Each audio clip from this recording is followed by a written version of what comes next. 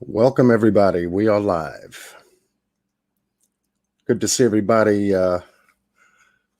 jumping in John Q's chat room once again.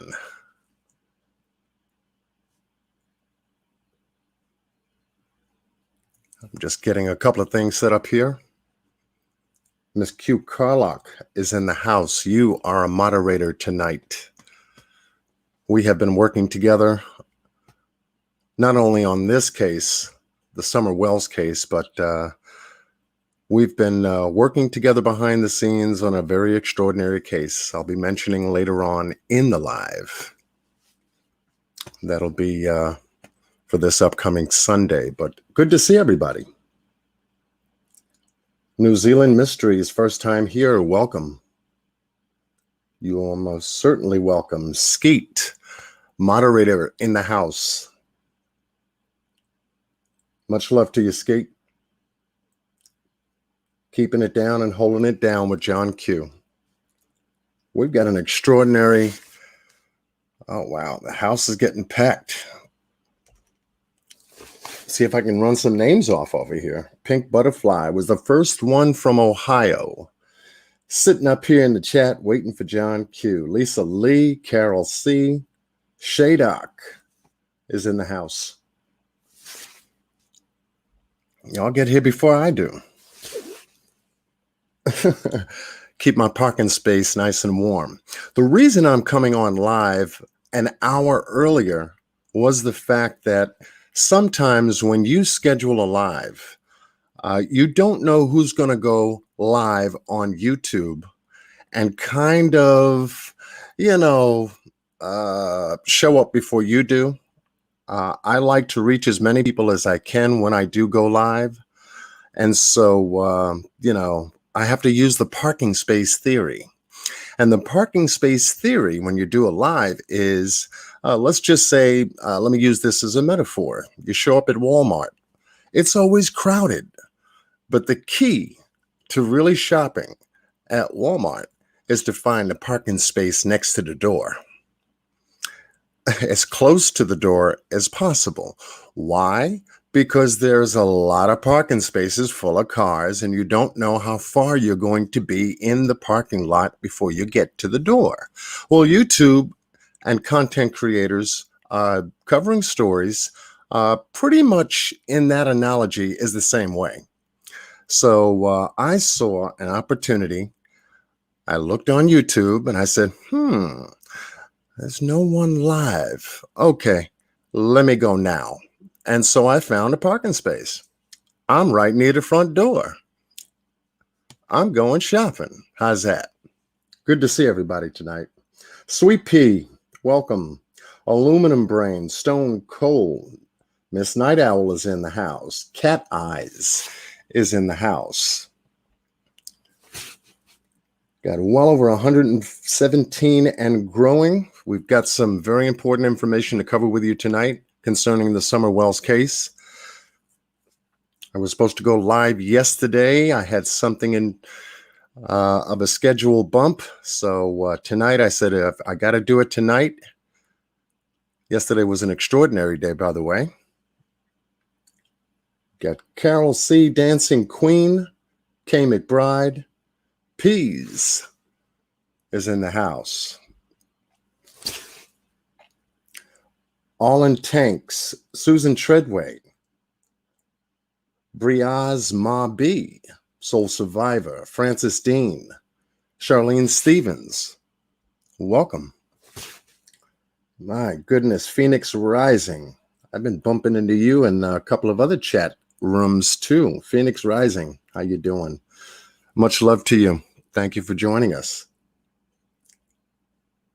Lovey Bugs, welcome. Renee, welcome. Kathy, welcome. Del Rayburn, welcome.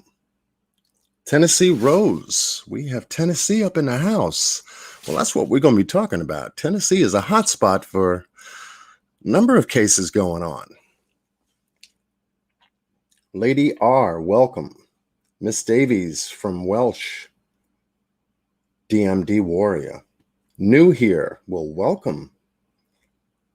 Welcome. Pamela Renschler, I hope I said that right. Welcome. Many new faces coming to the channel. I'm very happy about that. Most of you have been finding out about my channel from other content creators.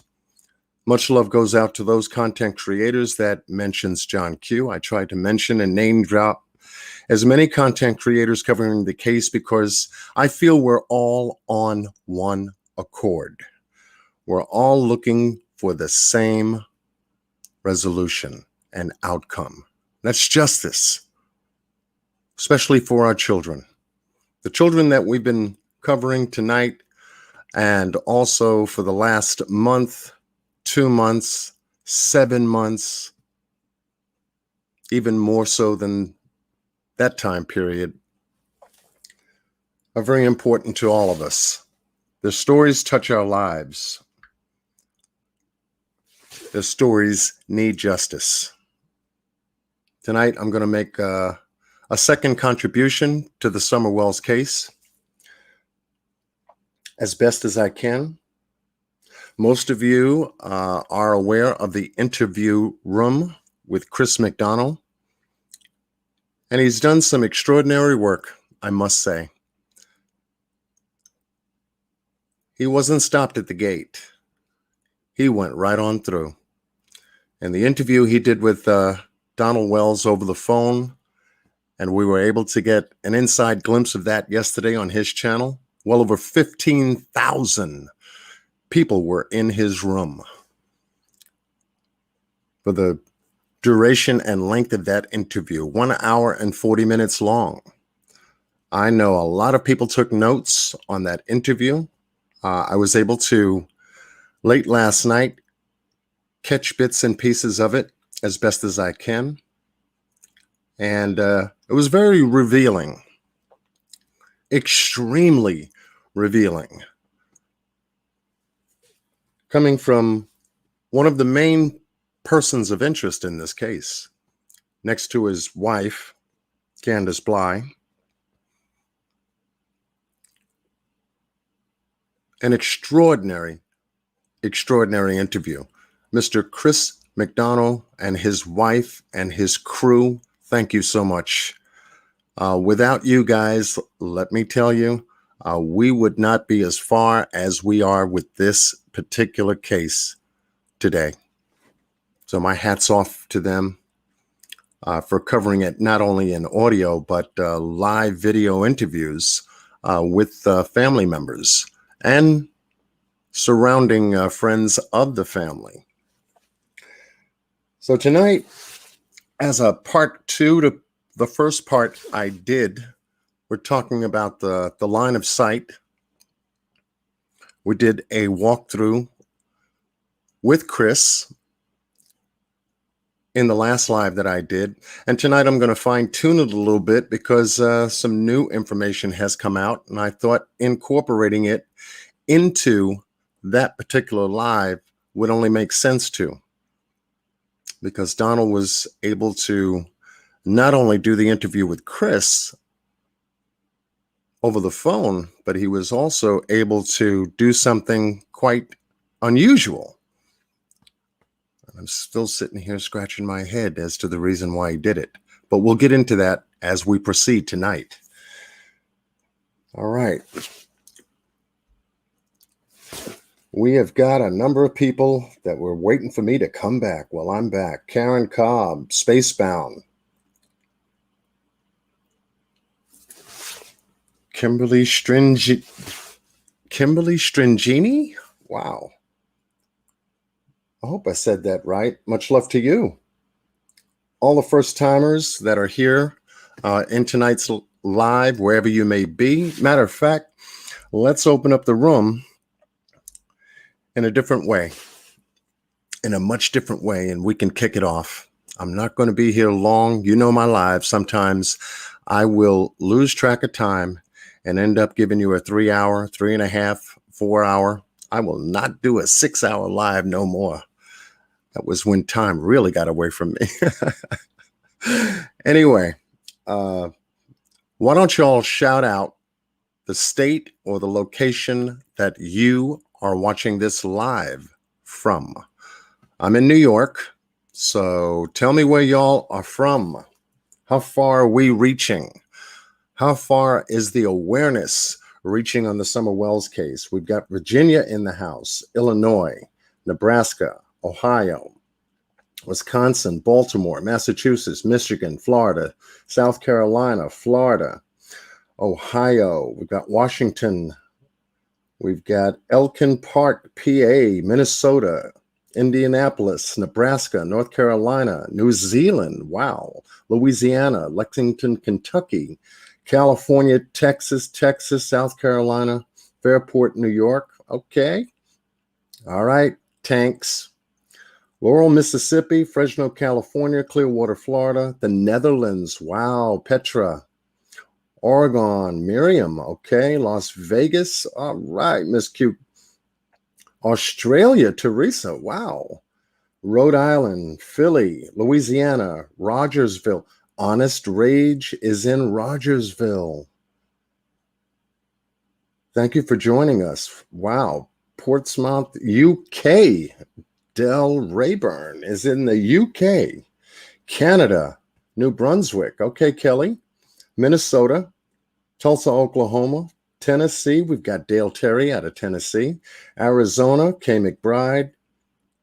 Daniel Marie, Canada. Drunk Meek is in Africa. Wow. Philippines, Kendra Ross.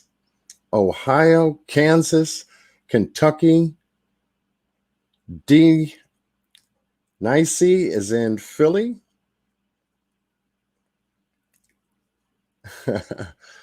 Yeah, that's where AB is from, Canada. AB is in Canada too. Okay. Leah Furness is in Bama. Alabama, that is. My father was born in Alabama. Matter of fact, Tuscaloosa.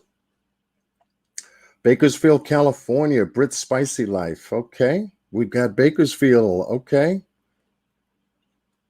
St. Louis, Missouri. Okay. Napoleon, Ohio.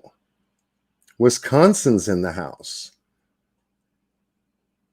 Okay. Well, our word is reaching little by little, not only here in the United States, but globally. I never, ever thought by doing what I'm doing today, I would have a platform to reach the many different places that were just posted seconds ago. So I feel, wow, I feel good. That makes me really feel good that a lot of you know who John Q is, what kind of cases I cover on my channel, who I run with on YouTube. Miss Cute Carlock is one of them. Molly Golightly is another. Tiffany Marie is another. AB is another. Steve out of California. AV Watchman. I've got Angela out of Tennessee. Everyday Shenanigans. I've got Miss Lady Queen out of Pennsylvania, Philly, in that area. And so I pop on from time to time. In fact, I was just with Miss Lady Queen on her channel covering a little bit of information concerning Classic and Sincere. We had Sincere's birthday was yesterday. I wanted to do a celebration type of event like I did before for Classic, but my time did not allow me to do so. But I know that there is something special happening on the 8th. I think I might come back and do something there. But anyway, we want to keep our boys right on top of the list. 7 months going into 8. I have my ideas as to what may have occurred. I've always said that debt plays a very important role in these cases. It's just a matter of how you connect it that makes the difference. So that's the angle I'm working on. And most likely, we don't even know if debt is in this case called the Summer Wells case. But we're looking at all possible venues and avenues that may connect that dot too. We've got to see a lot of information on the footage that Chris was able to give to us. We got to see the house up close and personal. We got to see the crime scene. We got to see where they live. We've got to see how they live. And we've got to see something more important. We get to see the people. People in this case are absolutely, absolutely, I'm speechless. I'm speechless. Every one of them has a different story connected to this case. As extraordinary as it has been revealed to us, it is so true. Donald's story is far different than Candace's story. Candace's story is connected to her mother's story. Her mother's story is connected to a family member that went missing and other family members that are connected to that particular story. I mean, the list goes on and on and on. And now Summer has a story. Her brothers have a story. Hunter has a story. Allison has a story. Her mother has a story.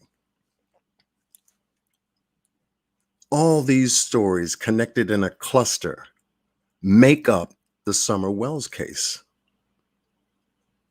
Tennessee Police Department has a story. The FBI has a story. EquiSearch has a story.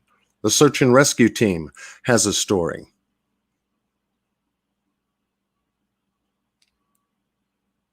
Even the dogs in this story have their story too. It's amazing. Absolutely amazing. And that's what we're trying to do as content creators, is to put all of these stories together, snap, connect, and link them together to try to make some logical sense as to what happened to Summer Wells on June 15th. I want to know what happened the 14th. I also want to know what happened the 13th, 2 days before Summer Wells went missing. Because I do believe that there was a lot of, let's just say, behavioral activity that we are still unaware of right now that will come out. We heard a good portion from Donald Wells yesterday on Chris McDonough's The Interview Room, didn't we? Didn't we? Thank you, Donald, for an hour and 40 minutes of revealing who you are, what your character is, what kind of a father you are, what kind of a husband you are, and individually as a person. There are two dynamics running with his story. I'll be able to get into a little bit of that as we proceed tonight. I don't want to take up too much time. You know how I like to just jump into the presentation that I have. But tonight is a live called Striking Distance. And I called it Striking Distance from the line of sight. And we're going to cover information about that dog trail too. But striking distance in the line of sight is the closest thing I can come to the point that I'm going to make before tonight's live is over. You're here for a second time with John Q to cover some information that's going to snap together along with the other pieces from the other content creators, other channel holders that have been able to snap together the pieces as well. My piece fits their piece fits my piece. Because of the many stories involved that make up this case. And the hardest working content creators that I know, thank goodness they are on this case and putting it together as fast as they can, but as thorough and meticulous as they can. I've named them moments ago. And I send out much love to them because they are helping me, not so much in a direct way, but in an indirect way on some of the things that I need to look at. There's a lot to this story, as you can see. There's a lot unfolding day by day. I believe there will be some arrests made very shortly. And the story is going to unfold in a way that we cannot even possibly imagine. A lot of the pieces are going to click together. And as long as we continue to stay on this story and bring awareness to it, it will click together. I'm here and I stand by that. And I'm going to be here to stand by that, because when that day comes, which is going to be very soon, well, the law enforcement in Tennessee won't have to hold it close to their chest anymore. They'll be able to do a full press conference and let us know exactly what they found, who they believe is involved, and who they have arrested for it. There are many different levels of crime in this story as well, as we all know. Unheard of things happening between people are in this story. When we take a look at a story like this, we just think that, oh, someone went missing, and then in a short period of time, we're going on 60 days, almost 2 months now. How much is unfolded in this story? An array of different things that make up this story. It's not just that Summer Wells went missing. We've got other elements and dynamics in this story to deal with as well. And the police and the law enforcement agencies have to deal with it as well. And they will deal with it. They have to, because accountability has got to be revealed. Someone has to be held accountable, not only for Summer Wells, but for the West Boys and a number of other children that have gone missing, and various different other stories that are attached to theirs. So tonight, what we're going to cover is snapping more pieces together. We did the walkthrough with Chris, and once again, I think he did a fantastic job. And tonight, we're going to take a much more magnified, careful look at a specific place in a specific area at a specific time. And we're going to snap together to try to make some sense out of.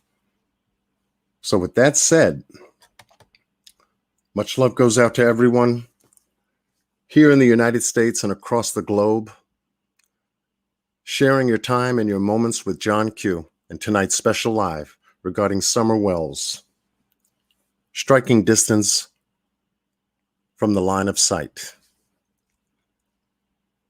That's what we're going to get into tonight.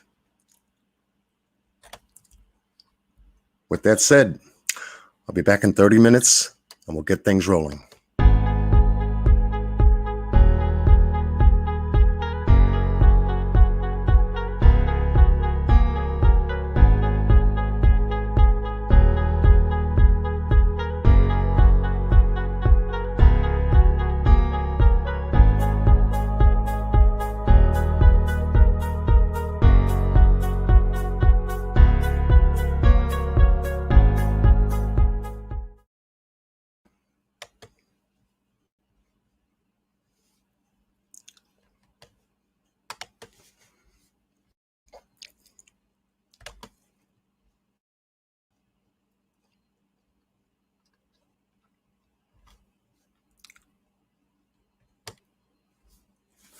Obviously, before I begin, I always throw my copyright disclaimer up in regards to criticism, commentary, news reporting, teaching, scholarship, education, and research.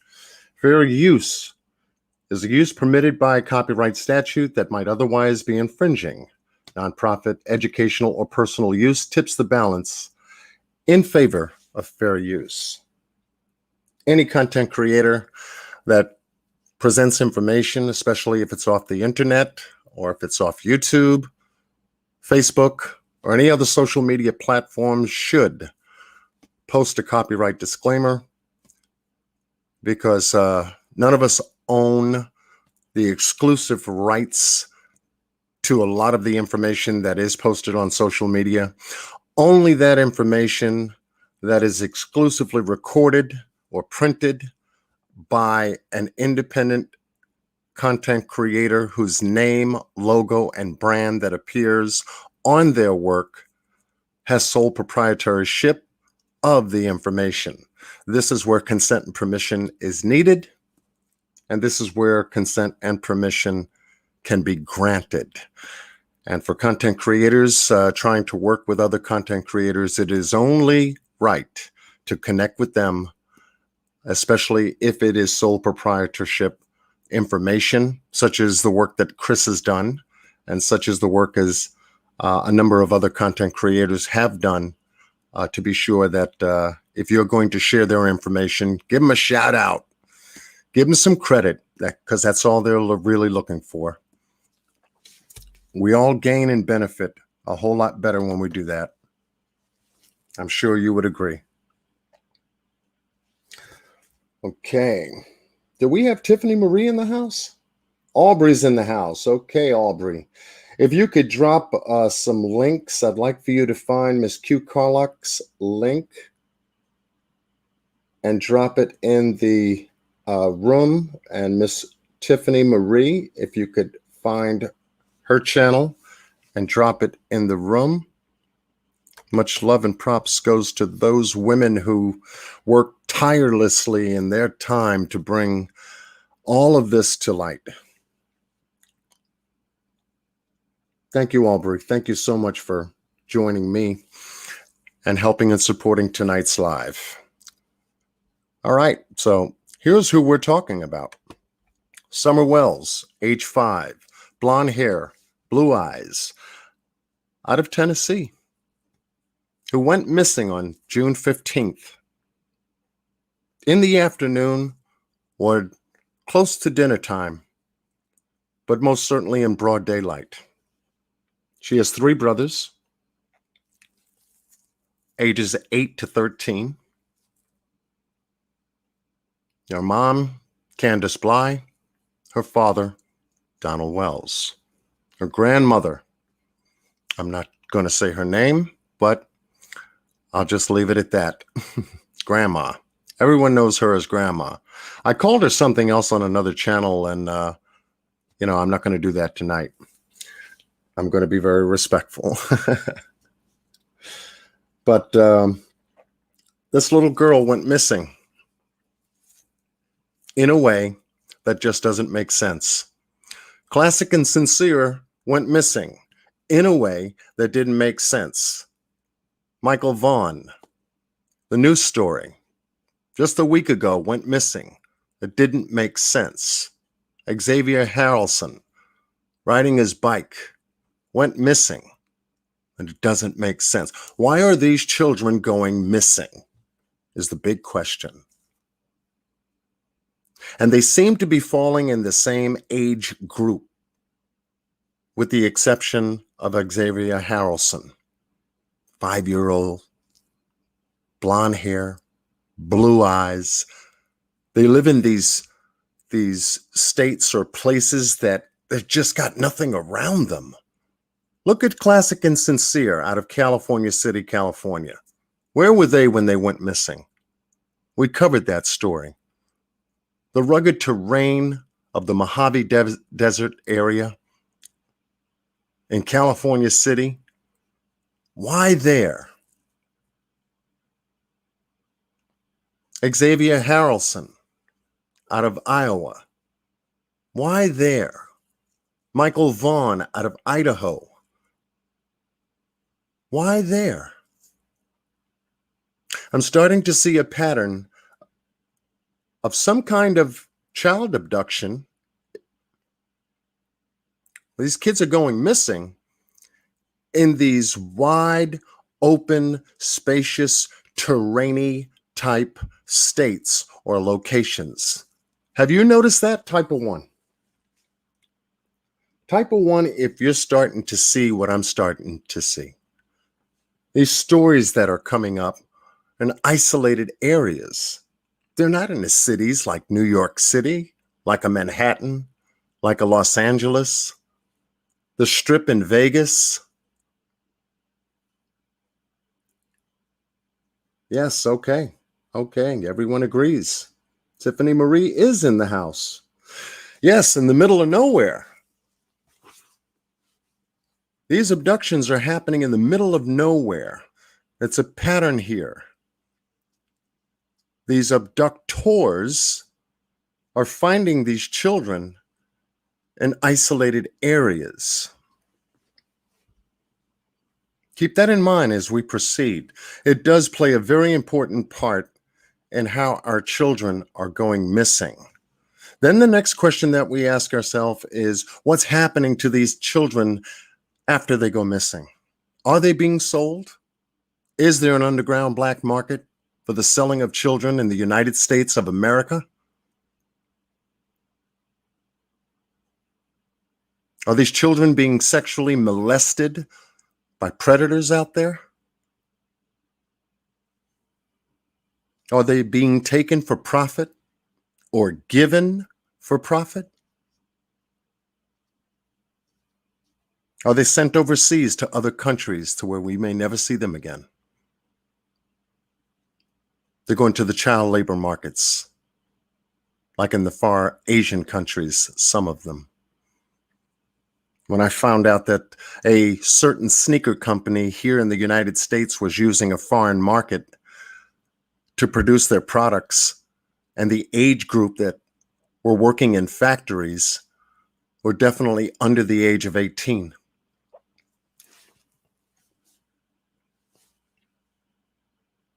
Something is not right.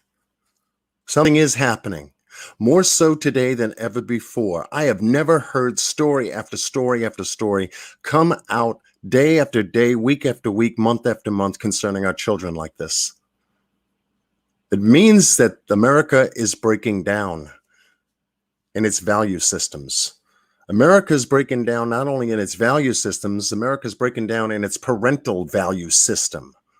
Because when I was growing up, I had mom and dad. You missed school, you did something, you paid for it. You were held accountable for it, straight up. My father tore my ass up when I was wrong and made me amend for my ways. Let's just say, change my thinking, change my thoughts. That's where I grew up, and that was in Brooklyn. Tough place today. A lot of kids are disciplined to the point to where they end up in the hospital. Then certain kids are not disciplined enough, and they send other people's kids to the hospital. I mean, on and on and on I could go. But this little girl here, who went missing June 15th from her own home underneath her mother's nose and grandmother's nose and her brother's nose, something is not making sense. The information that led us up till this point today, well,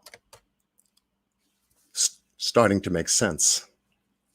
And getting the backgrounds of those folks that are involved in this kind of situation, well, it gives us a darn good idea, perhaps maybe, with those other children going missing. We won't know until we get the details. And thank goodness for women like Tiffany Marie, Q Carluck, Molly Golightly, and a host of others. Angela from Everyday Shenanigans, dig deep into these cases. Some of them you may like, some of them you may not like, but one thing for sure, I like them all because they cover the hard ground. They ask the hard questions and they deliver the hard facts. So much love goes out to these women. I'm looking for the guys. Well, the only guy I know is Chris Thorne.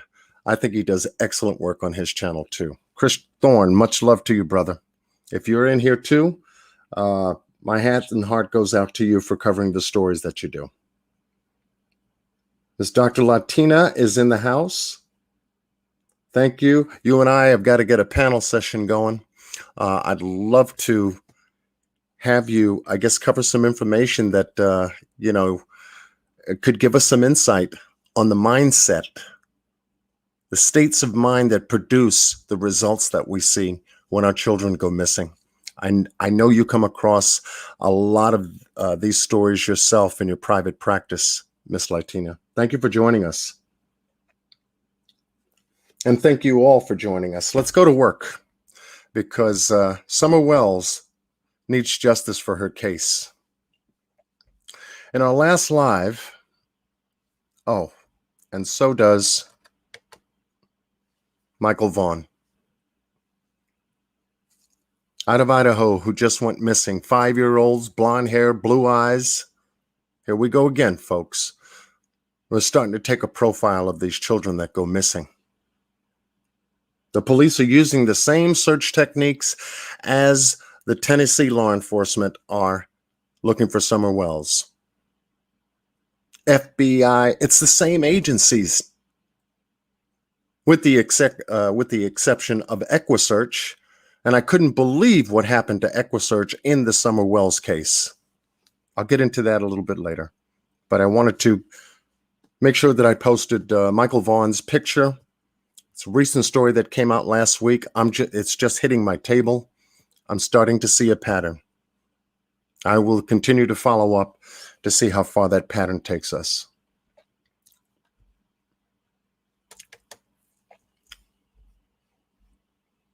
If the parents of Michael Vaughn are watching, definitely get in contact with John Q. I have my email in the description box. I would love to talk with you. Have you share your thoughts about what you think happened. Okay. All right, let's go here. Now, last live, we went to a location, Tennessee. We went to the Wells home off of Beach Creek Road. We find 11 acres, give or take, 11.3, 11.5. It's in that ballpark, but we're looking at a massive area in terms of Summer Wells, the search for Summer Wells. We saw some things, we heard some things, that of law enforcement and what they were able to do in covering well over 5,000 acres looking for Summer Wells. They should have found her immediately. The first hours of a child that goes missing are the most critical. 24 to 48 hours is the heartbeat of a missing person case. Anything after that starts to dilute in terms of quick resolution. Starts to fade any kind of resolution.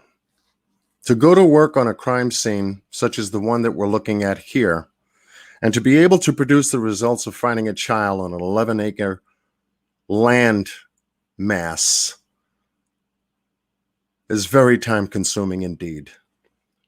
I don't know when law enforcement absolutely applied their search efforts, how long they were able to assemble the search team, how much ground they were able to cover before they had to escalate the case to other agencies in 6 different states, along with EquiSearch, to cover this landmass.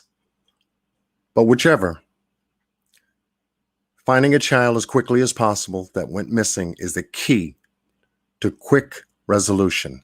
In this case, we're going on 2 months, and that bothers me. That really bothers me. You have had the best of the best out there searching for Summer Wells.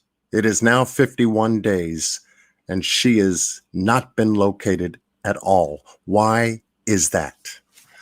After turning the house over 6 to 7 times and covering this land mass, and when they cover it, they actually walk a grid. It's crisscross. So if you have, let me give you an example with my cursor. If you can see my cursor, folks get lined up to cover a specific area of space. They line up and then they cover it walking in a straight 180-degree formation. You get another group of folks lined up on another area, 180 degrees straight, and cover that area. So they crisscross each other in these searches. And then you have another group on the other side that walks in the opposite direction toward the first group. And then another toward the second group and the third group, and so on. So they're crisscrossing to make sure that they double, triple, quadruple check what they've already went over. And this is exactly the search that was involved with here. And when you're talking about a massive search like this and covering the terrain in a short period of time, you begin to wonder, especially if you don't find anything, why?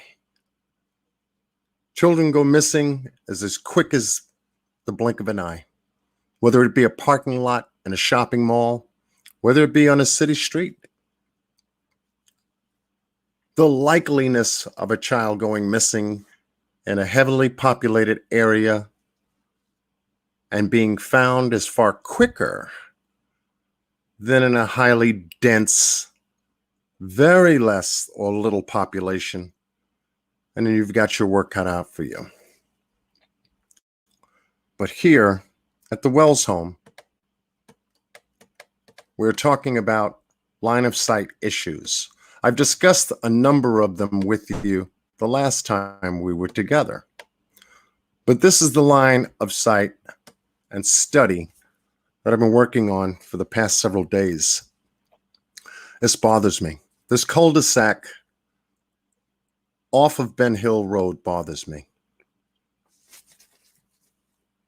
And as you can see for yourself, yes, Boss Blake, welcome. Miss Nay, moderators, welcome. Thank you for coming in and supporting us tonight. Oh, much love goes out to all of you. My goodness. This cul-de-sac bothers me. There were a number of comments that were left on my last live. There were a number of emails that I received from my last live in reference to certain areas that I needed to take a look at. Those that have made that request upon John Q, I'm going to fulfill that request tonight. Thank you. Thank you for your insight and your thoughts, especially pertaining to this landmass. You kind of figure what would make a family such as the Wells family live in such an isolated area? Is it really a privacy issue? You have to ask these different questions. 11 acres, my goodness. There are folks out there across the country that's got more than 11 acres, my goodness. Is it really a privacy issue? 11 acres on top of a mound. On top of a mound. On top of a hill. You can see it.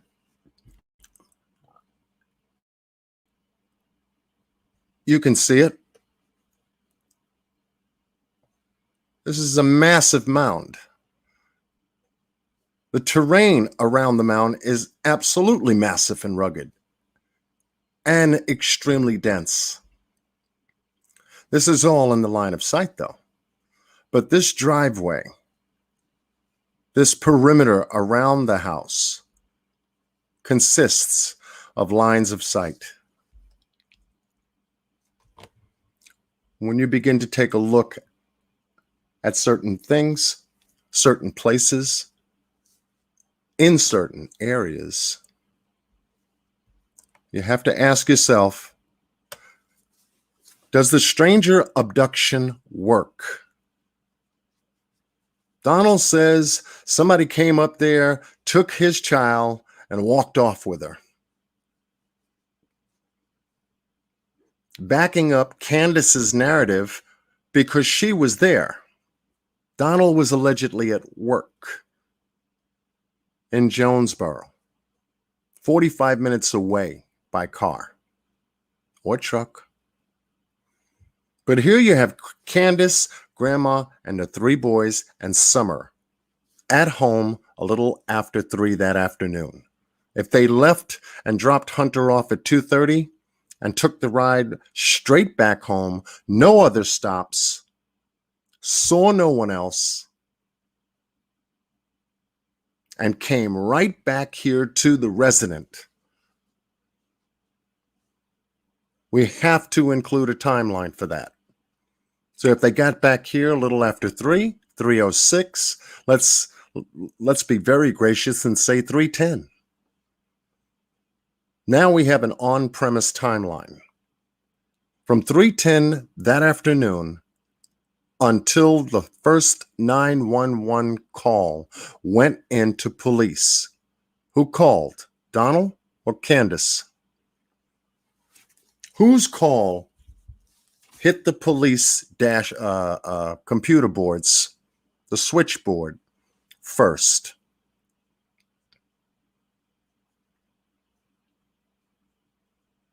If Candace felt that Summer went missing, why didn't she call police directly? Why did she call Donald? Many question that. I have. You call the police and then you call other family members. You get the people who can help you the fastest to get to your location to assist you in your need of help. You don't call another relative. You don't know what they may be doing. This guy was allegedly at work, remember? Why didn't she call emergency services first? Well, we found out a little bit of information concerning her call. Candace likes to use Messenger to make her phone calls. Messenger cannot dial 911. That's why she had to use her mother's phone, which was connected to AT&T services because that was the only phone that could call 911. So Candace was ill-equipped to have a phone, a working phone, her own personal. What was she using, a tablet?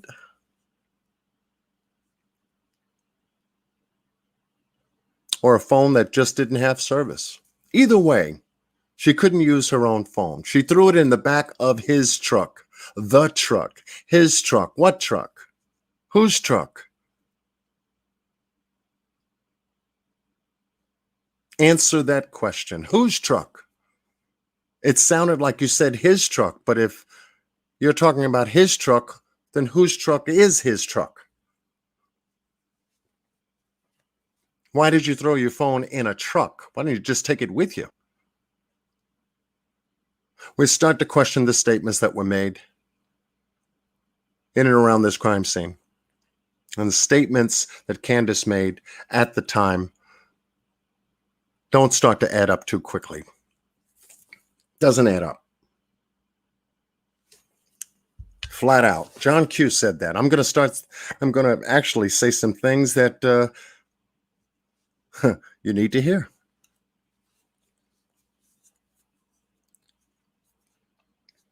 Thank you, Air Force. We have 360 people up in tonight's chat. Thank you. Thank you for joining us. What did you do, Candace? What did you do? If you test positive for marijuana smoke, what did you do? When did you do that? How long did it take you to do that? Where did you do that? Was it in front of your mother? Was it outside somewhere here in the cul-de-sac area?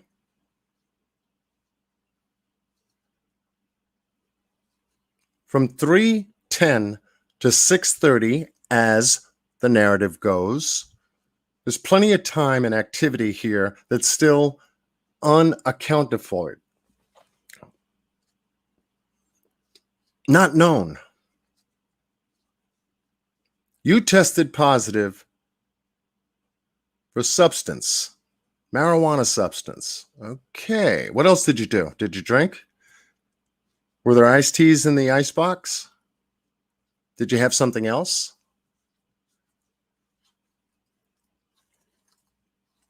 Was Grandma back in her trailer, or was she outside? Still a number of questions. All we know is that Candace places the boys in and around the kitchen table on their phones or their electronic devices on YouTube and the internet. So her narrative carries a lot of isolation, doesn't it?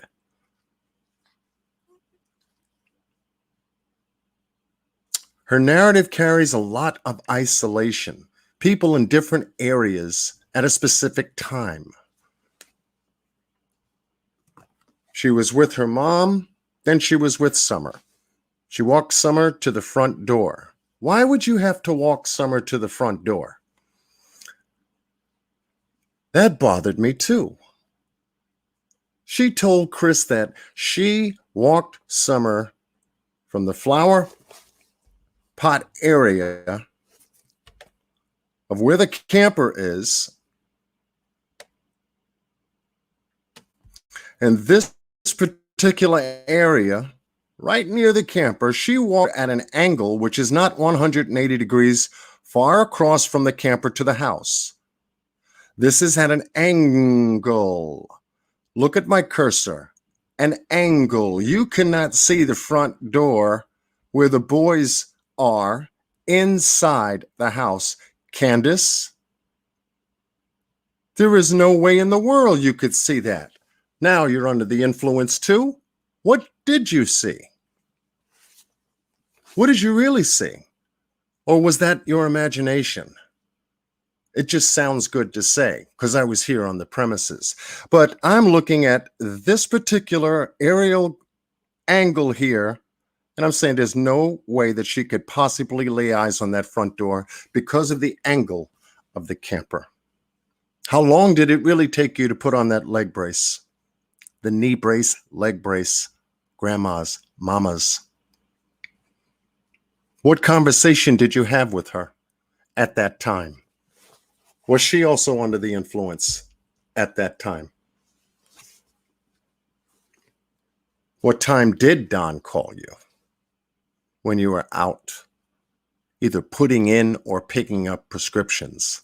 I think you spoke to Don before you went to the swimming hole. According to Hunter's statement, that's what he said. And according to his statement, he said or overheard, stated to Chris that there was somebody on the premises touching children, but yet that has not come out your mouth. Why didn't you include that in your news report when you first talked to news reporters about Summer going missing? Why didn't Don bring it up since he was the one calling you? But I said, if he's calling you about somebody on the property, how the hell does he know somebody's on the property? Touching kids. Who says that without physically being present? If it was true that that's what Hunter overheard on that phone conversation between Candace and Donald.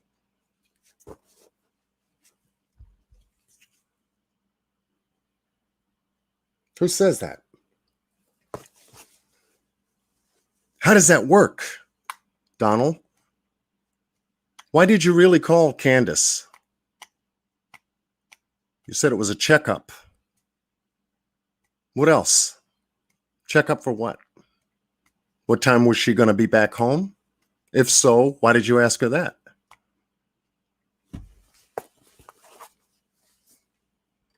Candace does not bring up that conversation between her and Donald. I want to know why. Because if it didn't happen, then Hunter's a liar.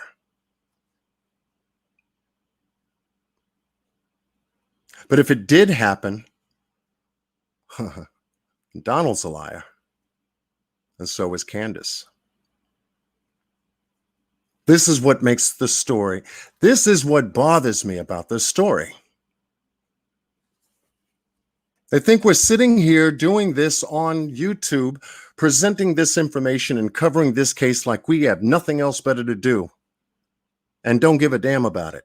But we do. We're looking at it hard enough to start to make some sense out of it. What psychology do these folks have to make us believe that we believe their story? I believe Donald and Candace have got enough of Facebook mixed up into this story that they believe it themselves. And that's what the hell they're doing, confusing us with the stories on Facebook so it gives shade to the whole case. They can't remember certain things, can't recall certain things. As soon as you get to a hot button like Chris did, I can't recall. Just like the basement door downstairs. I can't recall whether the door was locked or not, and she kind of played it right off her shoulder. You can't blame me for that, Chris. I thought I assumed it was locked. Could Summer get out that basement door? I think Candace told us when she opened it. Now, last live, we covered that motion. It was easy for that door to be open. Of course, Candace, Summer can open that door. Donald confirmed it when he spoke to Chris yesterday on the interview room. Chris asked him, do you think Summer can open up that door? I believe so. Yeah, sure. He almost hesitated in giving a positive answer. This is what makes me not like this. They're hesitant, but yet careful. They're slow to answer,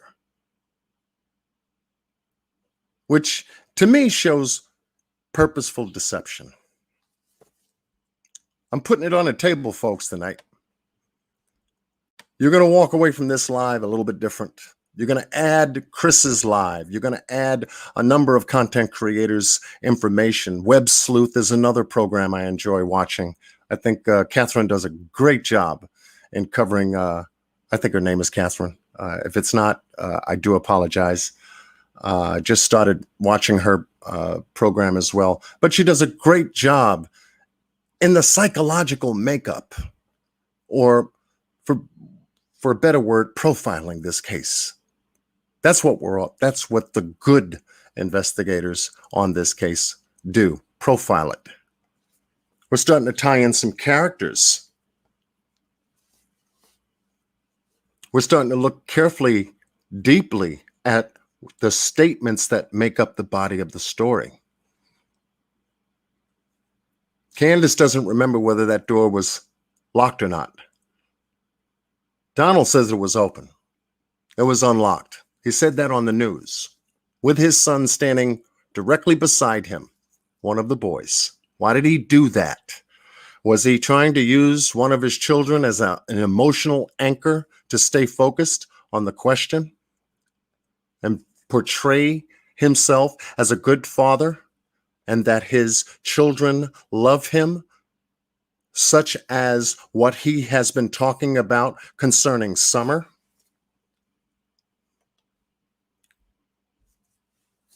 I've never been loved like that before. Man, oh man, oh man. You start to say specific words in certain tonality, and in the way you say those words, you can make someone wonder what you are talking about. The love between a father and daughter can be easily expressed. Easily expressed. However, the way you have been expressing the love for your daughter and the love she gives you, you have definitely had my undivided attention. Because Donald, that doesn't play in your favor for some strange reason. I wonder why. Does it make You look like something else. Perhaps you haven't looked at YouTube or gotten off of Facebook to look at YouTube to see what you look like at the church, in these interviews, or any place else. Why do you keep doing that? If you are trying to portray yourself as an innocent person that has nothing to do with Summer disappearing, going missing, and all, why don't you just say that at the first news conference? My wife and I and Candace's mother have nothing to do with Summer going missing. Bang, end of story. It's on the table. Boom. It's over. But you and Candace and Grandma haven't said that. Why is that? Why haven't you admitted that? To clear yourselves from all this nonsense. Hence, we have a problem, don't we? We have a major problem. And that problem now is starting to multiply into areas, into your family's history, into your history, into everyone's history. And then we're starting to see some other shade we ain't never expected in this case. And now what do you think you look like? Let's proceed and continue. Thank you all tonight for coming. I'm just getting started.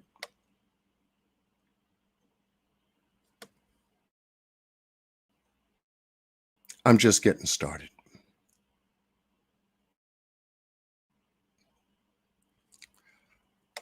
Slide down Beach Creek Road for a second. There was a news reporter that covered the case 2 days after Summer went missing. And this news reporter is for the Times News Online. He did a good job here. I think he was also the same reporter who covered the interview concerning Donald trying to get ahead of some bad stuff that he should have got ahead of to begin with. And the way he could have gotten ahead of that bad stuff that started to come out in Chris's interview with him should have been, my wife and I and her mother has nothing to do with Summer going missing. Could have cleared it up, Don. You could have cleared that right on up. And perhaps maybe we would have believed you. Just perhaps. But you didn't do that. Time's up. Too late. Let's go down Beach Creek Road. Let's follow this reporter. It's not too long. I want you to take a look at the terrain on Beach Creek Road. Then we're going to get to our next piece. I'm going to light this room up. We're going to light this room up tonight. Those of you who are not in my chat, you need to go get them and bring them in.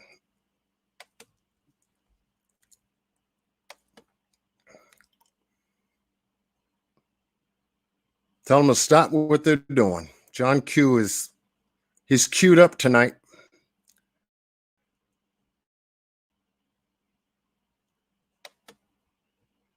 Let's see if I can get back to where I was.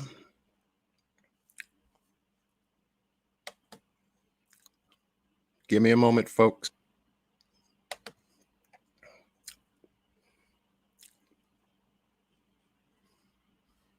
Let's go down Beach Creek Road. Let's see what we need to see.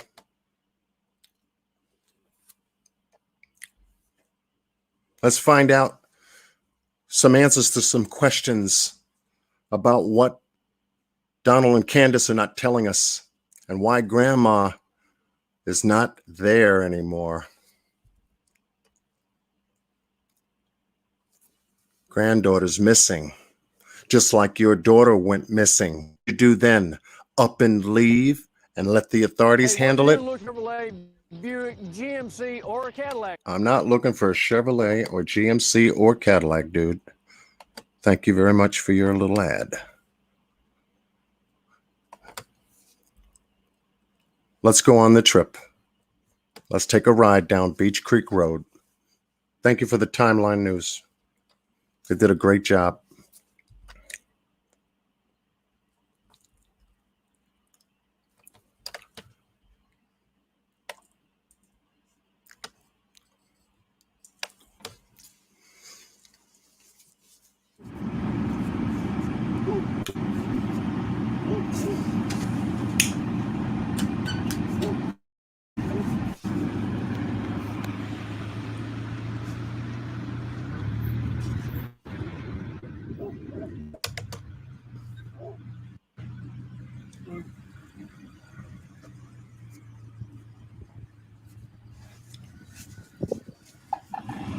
Okay, this is Jeff Bobo with the Kingsport Times News, and I'm at the staging grounds for the rescue effort for 5-year-old Summer Wells.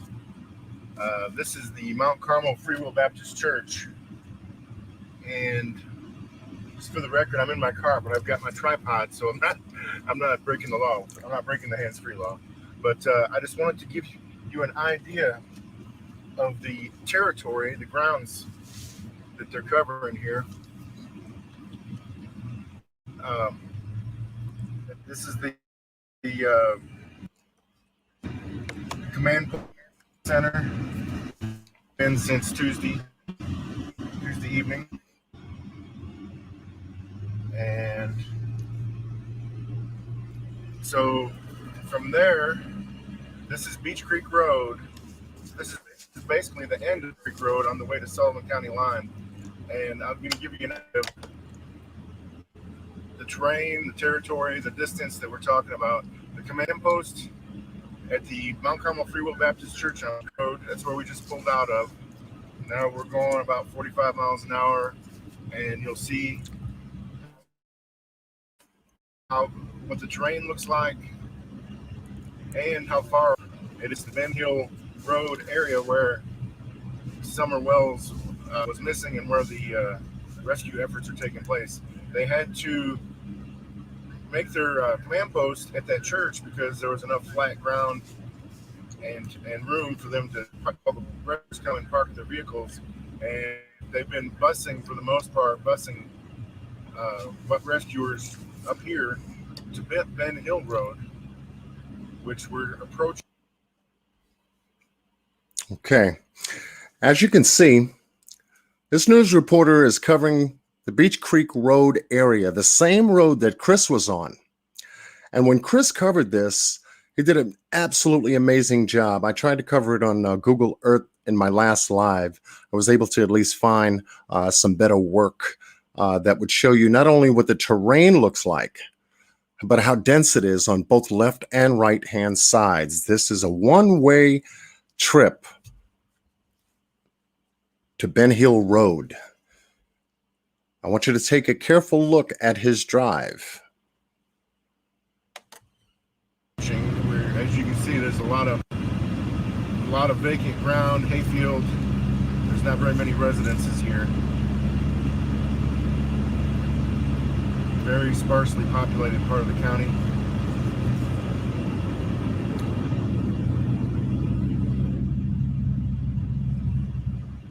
I just came from the press conference, which is at another church, which is in Sullivan County, just over the Sullivan County line, at a church which is at the very dead end of Beach Creek Road, and we can continue on there and just to give you an idea of what's going on.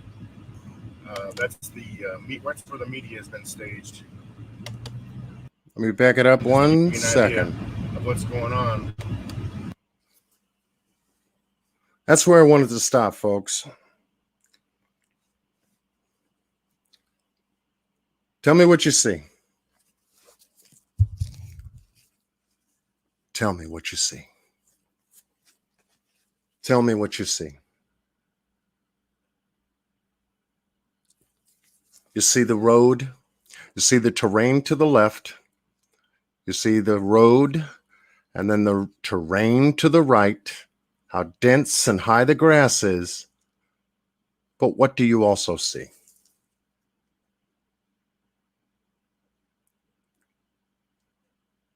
Miss Crystal Moore and Miss Everyday Shenanigans, welcome. Thank you so much for joining us. Everybody, what do you see? Please tell me you see what it is that I see.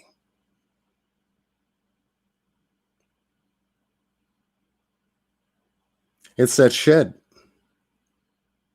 It's the same shed that I covered in part 1, my last live. However, we get to see it in real time, not from Google Earth, because I was able to find out that that was an older mapping of that area. But here we see that same shed as we saw on Google Earth in the same location off of Beach Creek Road to the right. Now I'm going to ask you a question. Whose property is that? One word, please. Just one. Whose property is that? All of us are working here tonight. Well over 634 people are with John Q. Whose property is that?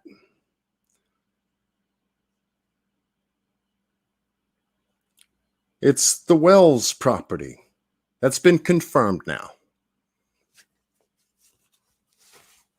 I didn't have too much of solid concrete evidence to say whether it was in my last live, but now I can officially say the same thing you're saying right now. Okay, let's proceed.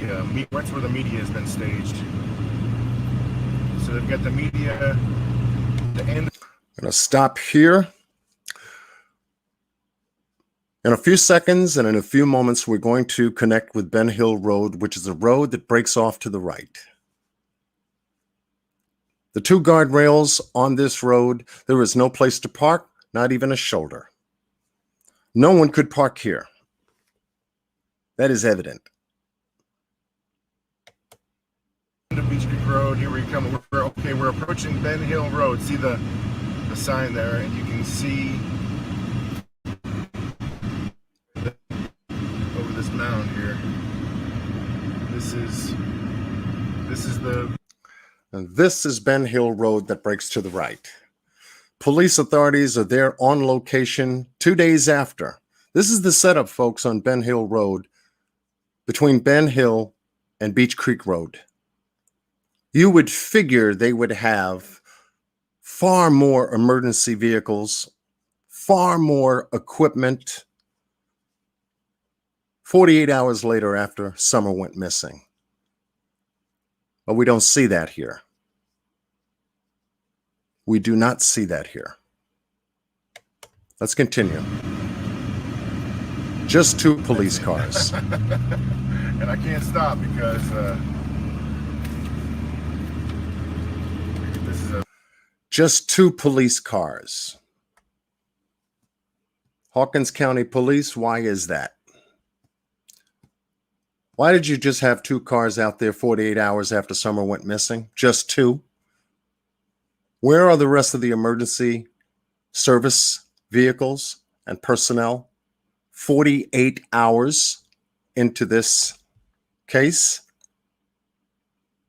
I'm taking notes, folks. There's a whole lot more to this.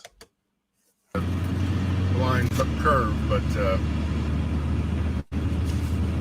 now we're going to go ahead and continue on to the county line, just to give you an idea of where we're at. So as I said, we started. Sullivan County line is just about a few minutes away from Ben Hill Road off of Beach Creek. And so these counties are right next to each other. Where's the Sullivan County Police and Emergency Services 48 hours after Summer went missing? Let's continue. You'll see how far this goes and how quickly we get to it. At the composed at the Mount Carmel Free Will Baptist Church on Beach Creek Road. Now we just passed Ben Hill Road, which is where the home of Summer Wells and her family is, and where she went missing Tuesday evening.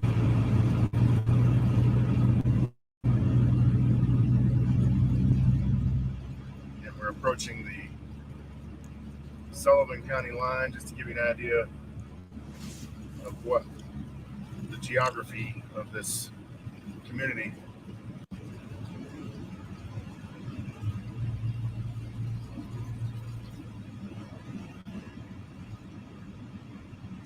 Okay, there's the Sullivan County line right there. And then if you continue on, and you can see up ahead here, this is the dead end of Beach Creek Road, where they're stationed. We just had a press conference with the TBI and Hawkins County Sheriff Ronnie Lawson, and there was Churchill Rescue Squad Captain Tim Coop. I don't know if you can tell, but there's a helicopter flying up there, and I've been filming these helicopters. They've got... Okay, this is the end of Beach Creek Road right here. Didn't take him long to get to the end. Terrain is just as rugged. This area from Ben Hill Road up to this point has been covered, and covered in a way far later than we had expected. Over 3,000 acres was covered within a 13-day period. EquiSearch was also a part of that team. Why didn't they put EquiSearch as primary on this team? EquiSearch is the most professional, upfront, high technology search company that was put together that I've ever seen in my life. And they were not put on point. They were put not secondary, but put in a third place position in the search for summer wells. I questioned the reason why. You had Tim Coop for the search and rescue unit. That was the lead unit on this case. But yet they needed EquiSearch because of their technology, their manpower, and their ability, their experience to get the job done. Why were they in the back of the bus?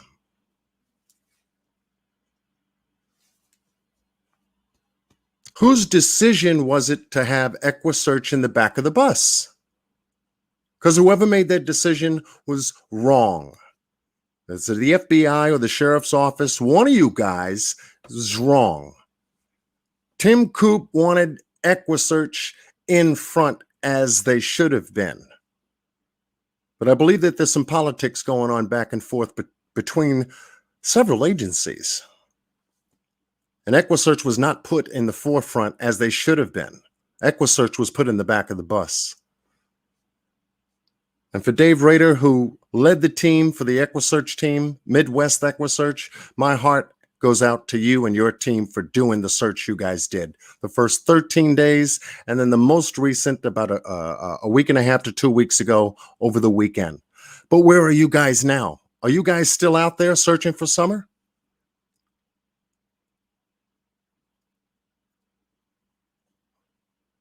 According to Off the Cuff, another YouTube channel, it looks like they've finished. Why? Were they pulled off for some strange reason? Was there budgetary problems going on between the county and these agencies? Did the FBI make certain decisions? Where's the FBI today? I'm looking for them in front of the camera to give us an update.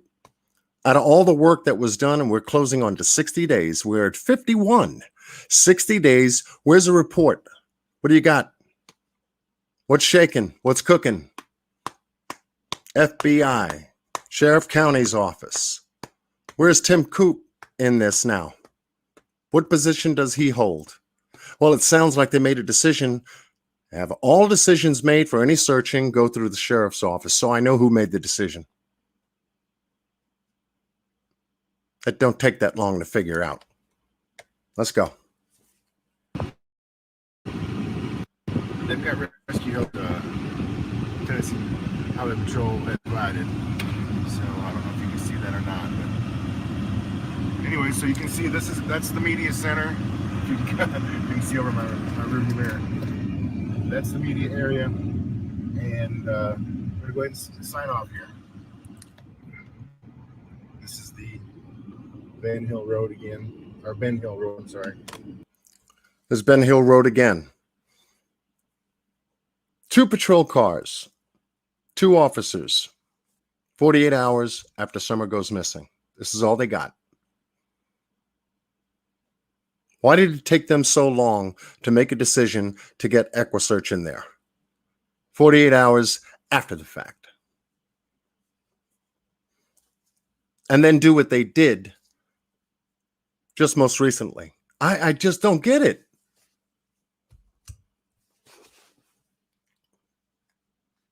Why did they wait so long to bring in EquiSearch, the most reliable professional team that they could have probably found Summer already, wherever she might be? They would rather play politics and hold all this information, evidence, forensics, you name it, close to the chest. They should have been giving us weekly reports on everything because they know that this is a high-profile case.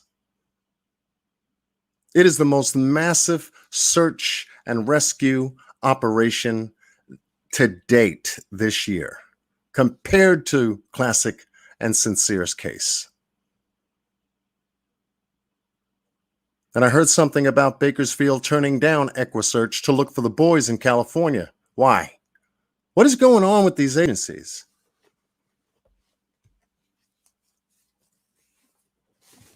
Why don't they want these children found? I'm getting that impression. It's just me. It's my opinion. My opinion. So if I get a little hot water, that's okay. But John Q is going to tell it and put it right on the table and lay it flat out, straight. I see a lot of things wrong with this. I'm sure you do too. I'm sure you do too. Let's get to the next clip. We've got some things to cover.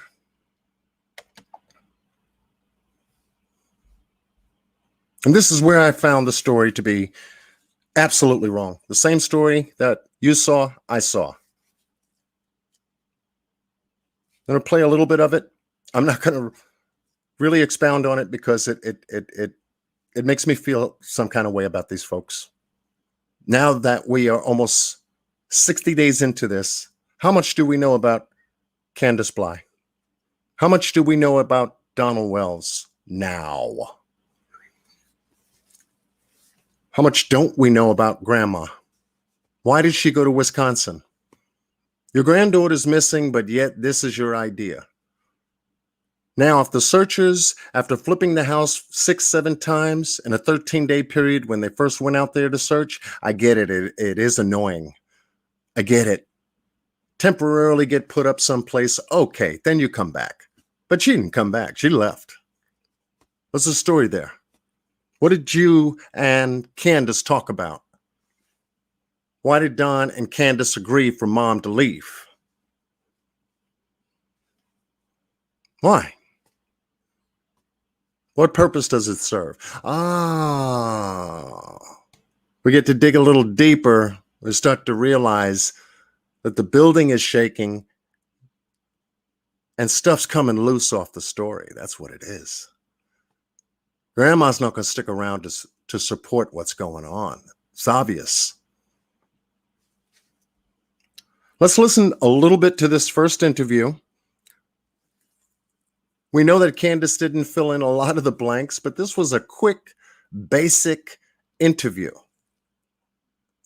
And yet there were 8 locations that she visited that day, June 15th, the morning of June 15th, up until the time they left, until the time they came back. Yet she did not disclose that.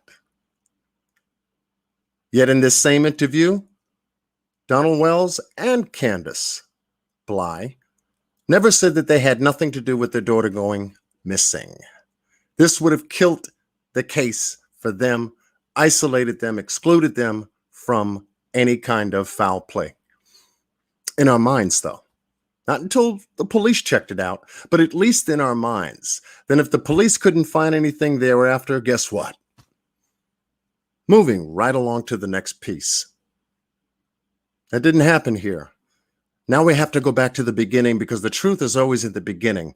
Angela from Everyday Shenanigans has been saying that since she's been covering the case. The truth is at the beginning of the story. So we got to go back to the beginning to see what the story was all about. Candace took a walk, but really? A walk where? She was gone for 2 minutes. Gone where? To smoke that blunt? You did a little puff puff for those 2 minutes? Get a little hit for those 2 minutes?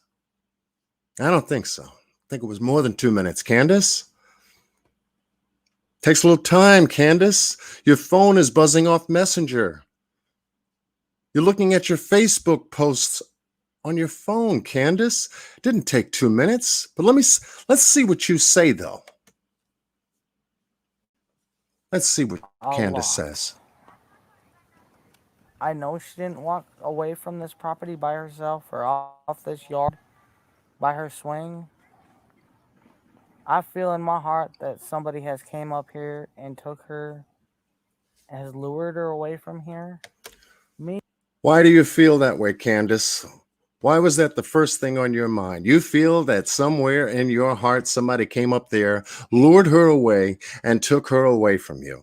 Why? You have enemies, Candace?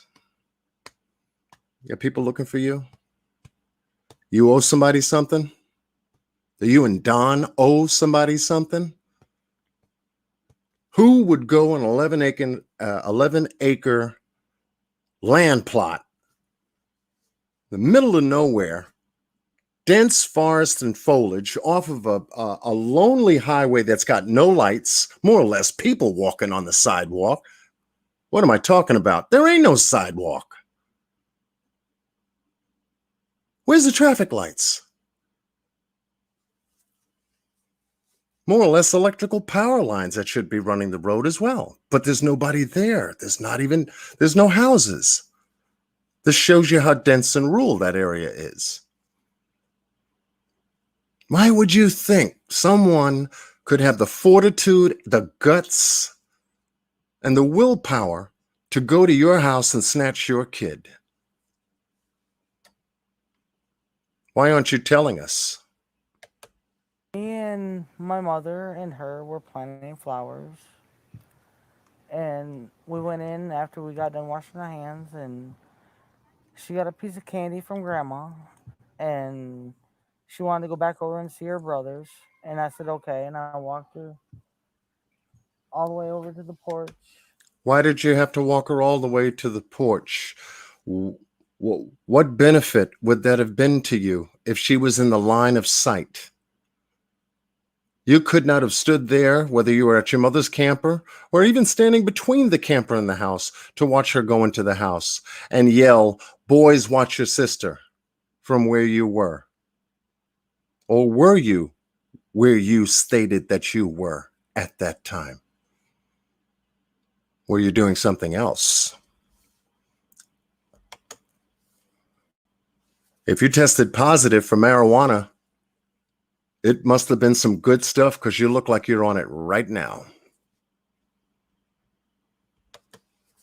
And I watched her walk into the kitchen where the boys were watching TV. And I told the boys, I said, watch Summer, I'll be back. And within 2 minutes I came back. And I asked the boys where their sister was, and they said... She asked the boys. I wonder which one of the boys answered her back. You're not going to get 3 kids, 3 boys, give you one answer. So boys being used in the statement is a vague word. The boys. Which one? The youngest one? Second to the youngest? Or the 13-year-old, the oldest? Which one told you that? Summer went downstairs to the basement to play with her toys. This is not specified here. She went downstairs, Mom, to play with her toys in the playroom. I said, okay. And I yelled downstairs for her a couple times, and I didn't get no answer, which was unusual because usually she always answers me. What time was that, Candace?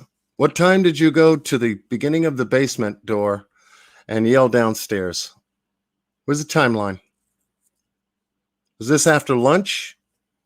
Did the kids eat anything that day from your 8-stop travel trip to the watering hole, all the way back, dropping Hunter off, and then you're going from there nonstop, seeing no one else, making no other stops. You go home, and shortly thereafter, this happens?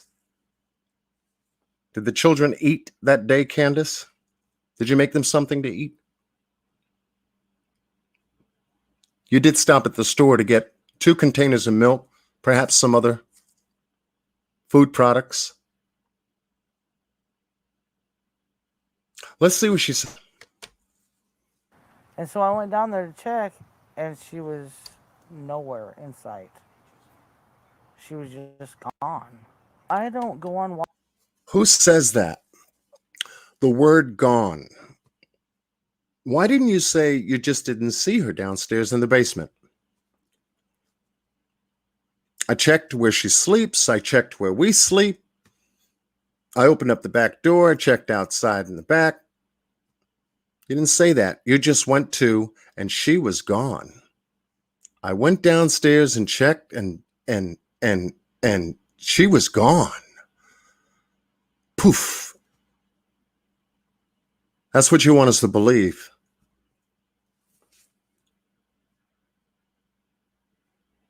What happens that fast?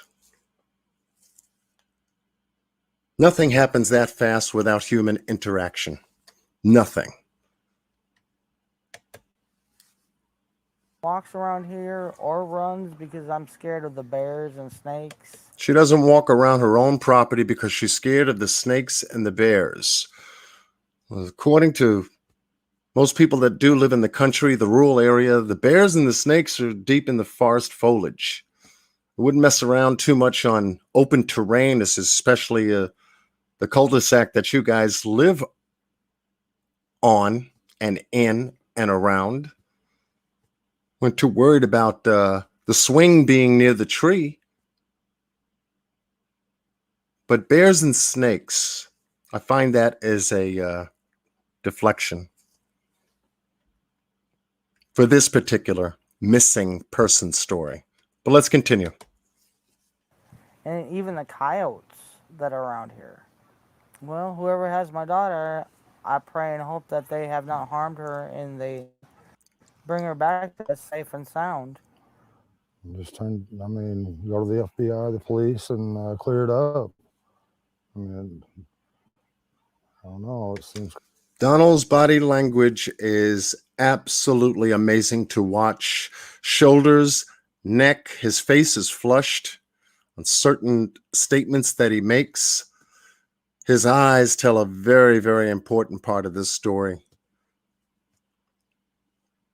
The reporter is positioned at a particular angle to both Donald and Candace. But if you notice how Donald is sitting to the angle of the reporter, which is over to his left shoulder, more so than his right shoulder, Donald uses the down and over to the right with his eyes. Just pay careful attention, down and to the right. Rather than up and to the left, accessing memory. He looks down and to the right. He's accessing feelings in the creative state of mind, putting together his story. That's what he's doing. I am no body language analyst, but I've been around a lot of folks, kind of work I do. I stated that I do settlement conferences in courthouses here in New York. And you can tell the liars, tell people are telling you stories. You got to do is look at them in their eyes. This is what Donald fails to do with the reporter, is look at the reporter while making the statements and answering the reporter's questions. You look at the person to connect your story to. He doesn't do that here. Take a look. Kind of elusive. It's really strange that I've never seen this truck, and I've never heard of it until just recently. But I wish they would come forward and explain themselves. And if you're not a suspect, at least come forward and say what you've seen. If you notice, Candace is looking at the reporter. It gives you at least an indication of where that reporter is during the interview. Candace is sitting more on her right than she is her left because her right shoulder's down, left shoulder's up. So she's almost like at a slight pitch, more to one side than the other. Eyes are over, more so to the left than they are to the right. She was a tomboy. I shaved my head. She wanted to have her head shaved like me and the boys did. She tried to shave her head She tried in to the shave her back head and make herself. it, I think you can see it in some of the pictures, and it was getting out of control. So we decided to shave her head off and let it grow back long, and she shaved her head so she wouldn't feel bad, and but it didn't bother her at this point. Well, I knew right away that she was abducted. I knew that right away, and that's the most critical words that Donald said during this interview. He knew right away that she was abducted, but his body language says the same thing. Once again, I need you to see this, and then we're going to move on. When he uses the word abduction, watch his body language, his lips, his eyes, and motion. at this point. Well, I knew right away that she was abducted. I knew that right away, and that's what I told them from the beginning. But they have to go through their, I forget the word. Investigation. They have to do one step at a time, I guess. But I'm sorry that they had to spend so many man hours in these woods and everything. I've seen them limping and everything else, and I feel for them. But I just wish there Eyes was a way down that and to the right. could search neighbors' houses, and then if they're not willing, get a search warrant or something. But there's just no way you can search every single house, in the eastern United States or whatever. But I wish there was a way. Incredible as it seems, that's what we've been told. Incredible as it seems, that's what we've been told. This is going to buffer a little bit, but I'm going to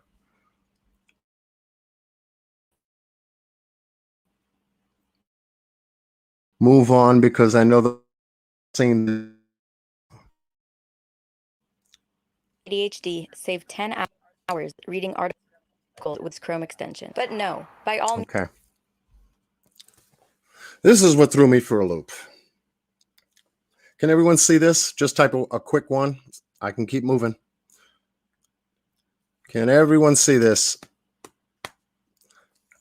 Type of one. I can keep moving. We're getting to the heartbeat of tonight's live. Okay. Very good.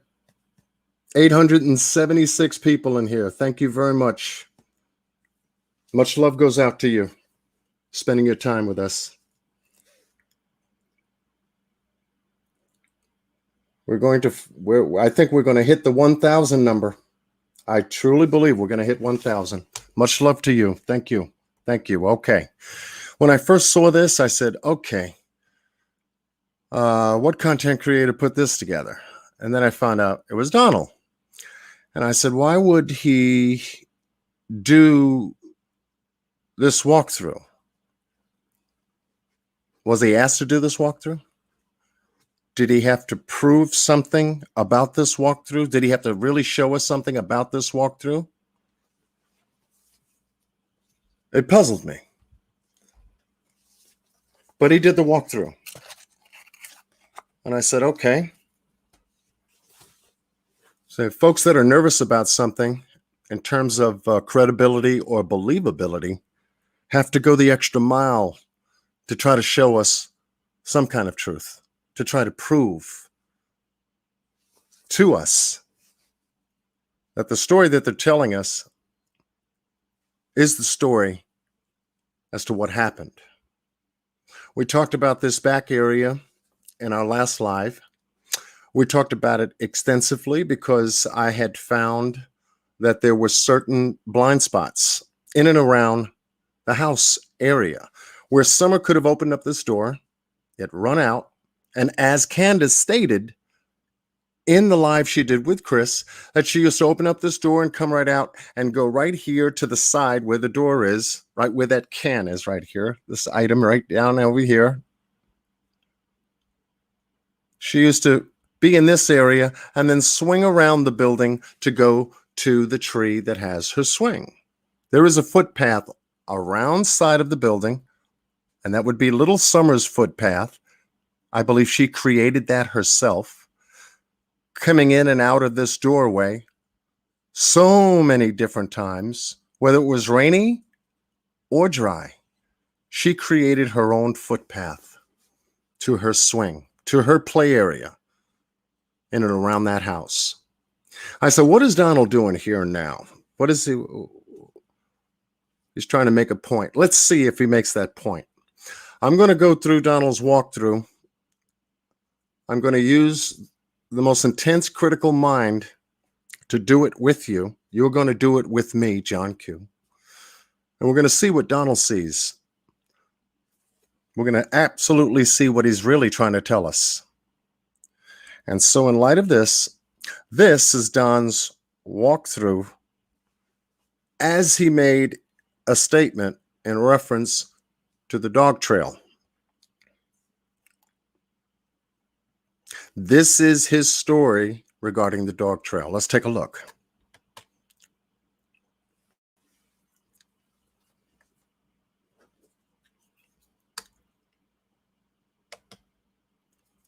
Boom.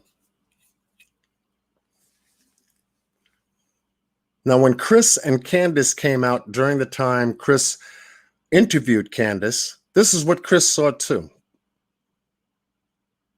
In fact, that's where Chris looked, was specifically straight to this area. It is in the line of sight. A particular line of sight. And in this particular area, we have a generator, an old generator. I believe Candace said it was about 14, 15 years old. It was there before she got there. And this item here, this blue item here, which was some kind of a trash receptacle that they used to put trash in. Next to it is another item, could be an old toolbox or so.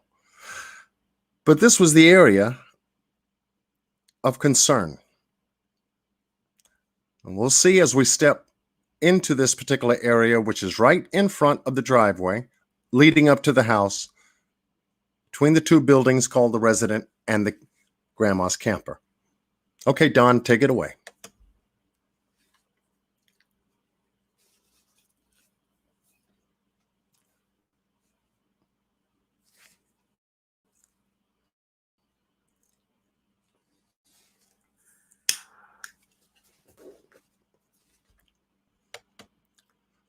Now you can see the terrain, the road coming up to the house. Watch what Don does. Back to the door, the basement door. We now have a visual to the side of the house and Summer's footpath that goes around that particular area.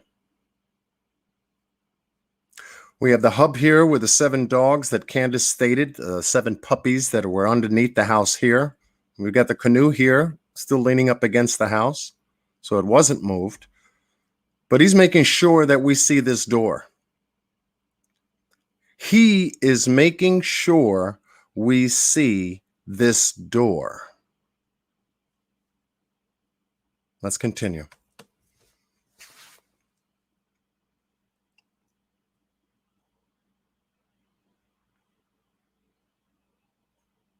Back over to this spot. I want you to pay very careful attention, ladies and gentlemen, because what we're about to see is a heartbeat of this case, according to Donald Wells. He believes that somebody came on his property when he was allegedly at work, and Candace and her mother was on this property, either working a leg brace or Candace was already in motion going into the house to ask the boys where their sister was. And it seems like within that moment was the moment of opportunity for Summer to go missing. Here's Donald's explanation, according to his story, as to what he believes happened to Summer.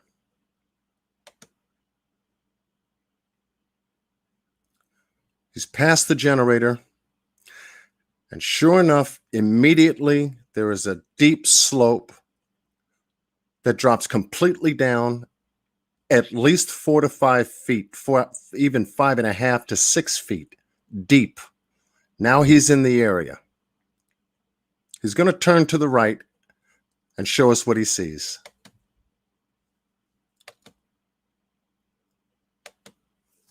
And you can see a partial portion of the house. So Summer, being 3 feet high, would have disappeared less than a second if she came this way. As you can see from the top ridge here, this is an absolute drop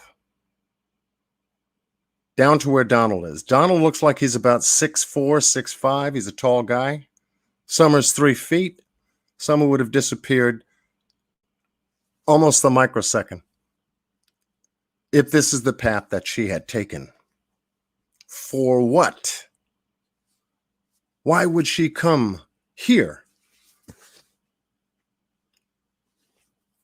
What would give her reason to come to this particular spot out of all the spots in the line of sight? Why, Donald? What would make you think why she would come here? Well, let's take a look. He's showing us a footpath or the dog trail. Taking a look at this dog trail, as clearly as I can get this picture for you to see. I think that would be it here. You can absolutely see that no dogs created this trail. This is a wide footpath, and this was created over time, folks. There's no grass here. You've got dirt and branches and other foliage here. The green foliage is off to the side. The brown foliage is just in front of us. Anyone who's ever seen a dog trail or a footpath, I would rather call it a footpath, this wide, know that this was created by humans, not dogs. This is not an animal creation here. Yes, you can walk an animal here because it is open for the animal to walk. So could humans. But in this particular area, someone has been here before. Many, many, many times. For this to be as open as it is.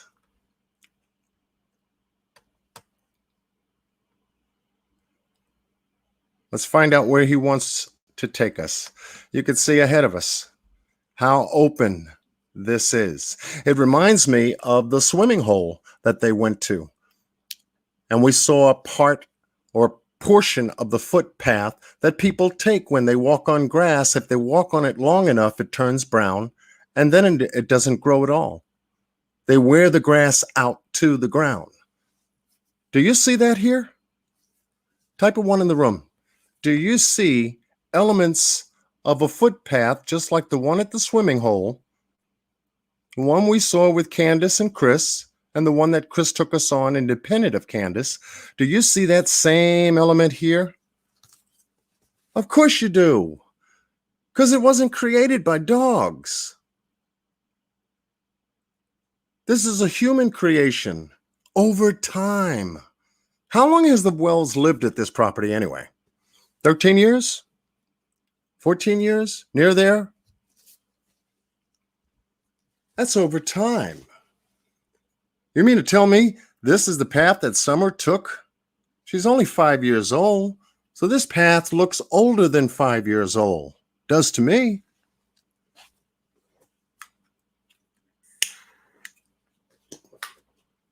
Let's continue. It gets better. Follow Don. This is what he wants us to see. Open footpath to the left. Open footpath in front. Here's the house to the right.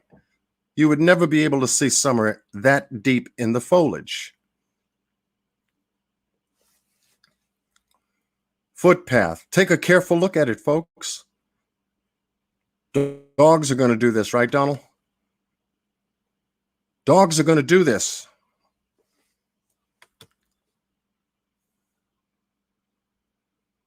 They're going to create their own human footpath. Okay.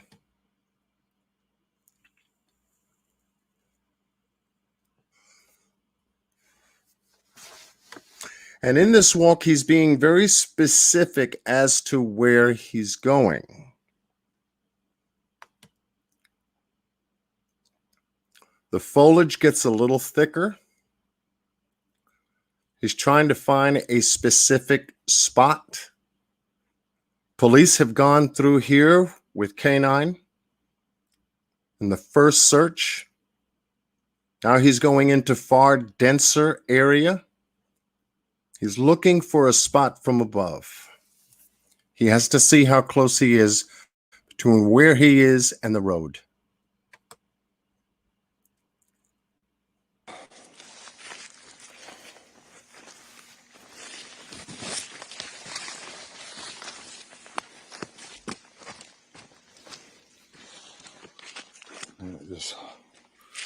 And earlier today, they said there was, when they come up here, somebody was on a property and run off. I can't confirm that, but that's what they were saying. That's what somebody else said, right, Don? Okay. Somebody else. Uncorroborated. Yeah.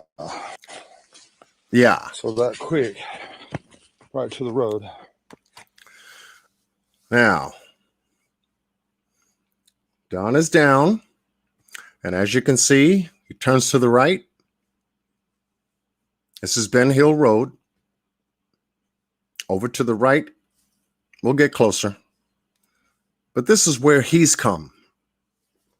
This is what he's telling us is part of the narrative.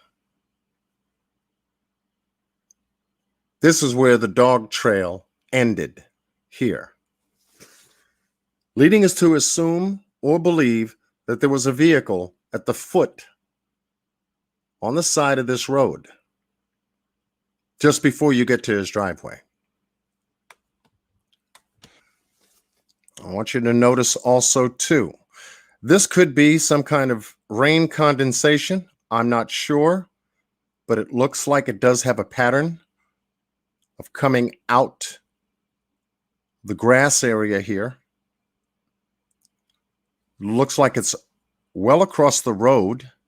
In fact, it looks like somebody backed up and then pulled off, going back down towards Beach Creek.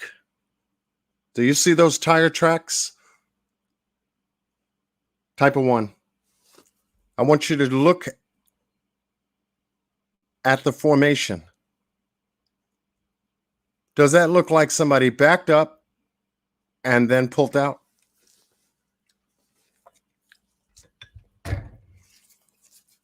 Yes, you see what I see. Good. We almost have 1,000 people here, folks. My goodness. Thank you very much for being here. We're getting through this. This is what I saw, and I said, okay, tire tracks here. This is pulling mud, dirt. The ground terrain here seems to be wet from some condensation. Perhaps it rained. I'm not sure, but this is Donald's walk, though. But easy enough for us to see that there's a strong possibility that there could have been a vehicle right here. And then I'm going to show you something else. Watch this. Hold on. There's our mailbox.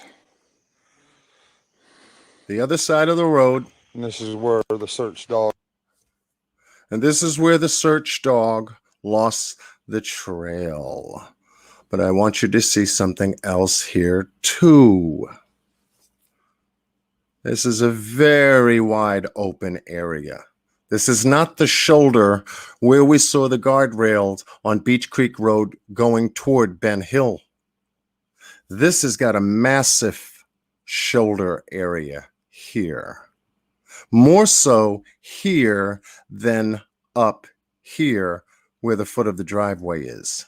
So we have another spot, folks, where there could have been a potential vehicle here. Let's take a better look at it. Watch. Dog's trail ended. That's where the trail goes up through there. Donald's going to turn to his right and show us how wide that area is. Now, folks, with your own eyes, how many cars? Well, let me ask you this, not how many cars. I'm not going to stretch it that far. Can anybody park on this shoulder here with a vehicle? Yes or no? Type of 1 for yes, 2 for no. Could anyone park a vehicle here in this particular area that Donald came from in his walkthrough?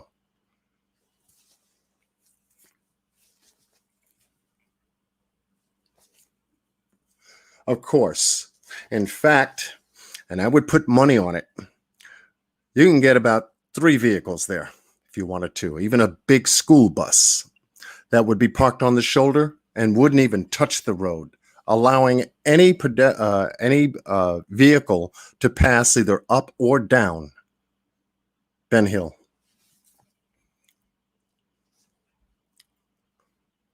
So I have to ask the question, where did you get this information, Don? About the dog's scent ending here. Where did you get that from? Whose dogs? Was it the search dogs or was it your dogs?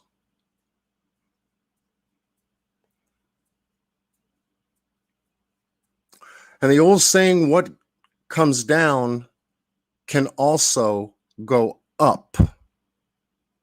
I know it's the other way around. What goes up must come down. But I want you to reverse that tonight in our line of sight walkthrough, because this is what I call striking distance. Striking distance tells us point of contact. Point of contact is how do you make contact? This is part of the equation. If a vehicle or two, not only on this side of the road, but on the opposite side of the road where we saw those tire tracks, what comes down can also go up, couldn't it? Type of 1. What goes down, like we just got finished doing with Donald, could also go up.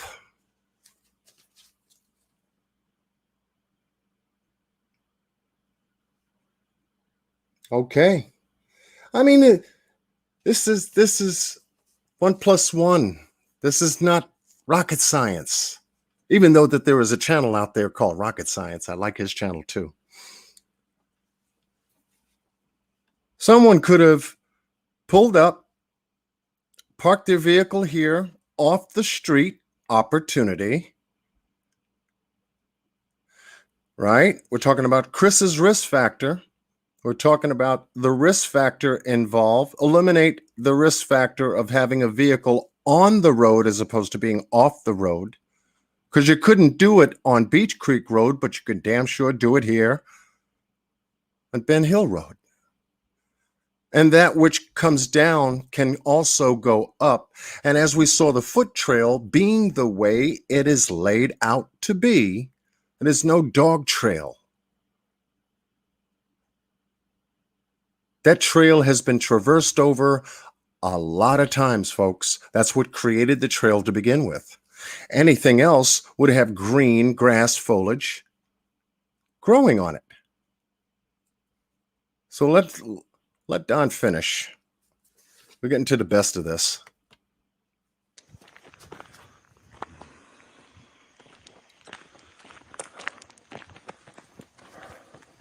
Donald takes us up Ben Hill Road to the foot of the driveway. There's mailboxes here. And of course, somebody. He must have some folks dropping off some wood at the bottom of the driveway here. Wood to be stored for the winter seasons, the cold seasons, makes sense. We also see that blue trash receptacle, or the receptacle that was also on his property up near and not too far from the generator, also posted here. I think this is used as a post for the chain link fence, or the gate they called it, to the driveway. I want you to see something else too. Talk about security. Watch this. Said they spotted a truck parked here somewhere. We don't know. At the bottom of his driveway. The most noticeable thing, if someone parked there, as opposed to the location we just got finished seeing. No, I didn't see it. That's just. He didn't see it. Is it because you don't want to see it, Donald? You've been telling us a lot about what you've seen and what you haven't seen. You've been telling us a lot of what you believe versus anything else. You're trying to tell people on Facebook what it is that you're doing, but you are doing just that. As you told Chris on the interview room, you told Chris many things, Donald. Whether you're aware of it consciously or subconsciously, you have told Chris a lot of different things. I like the way Chris, if I can find a word, it was an elegant tapestry of questions and real critical listening that Chris was able to deliver. 1 hour and 40 minutes of an awesome interview with you. Were there things that you forgot to tell Chris, especially at the end of the interview when Chris says, is there anything or questions that I may not have asked during the interview that I may have overlooked that you would like to share? And you wanted him to get a hold of 2 detectives or private detectives or 2 people that you only had the first name to and didn't have a business card or nothing, just the name and number. He's smarter than that, Donald. He's very, very smart. He's been in the field for many, many years, and he's not going to waste his time with a person's first name and a telephone number. Okay, let Donald wrap up and then we can move on. Let's talk about security, because Donald is talking about closing doors, locking things up,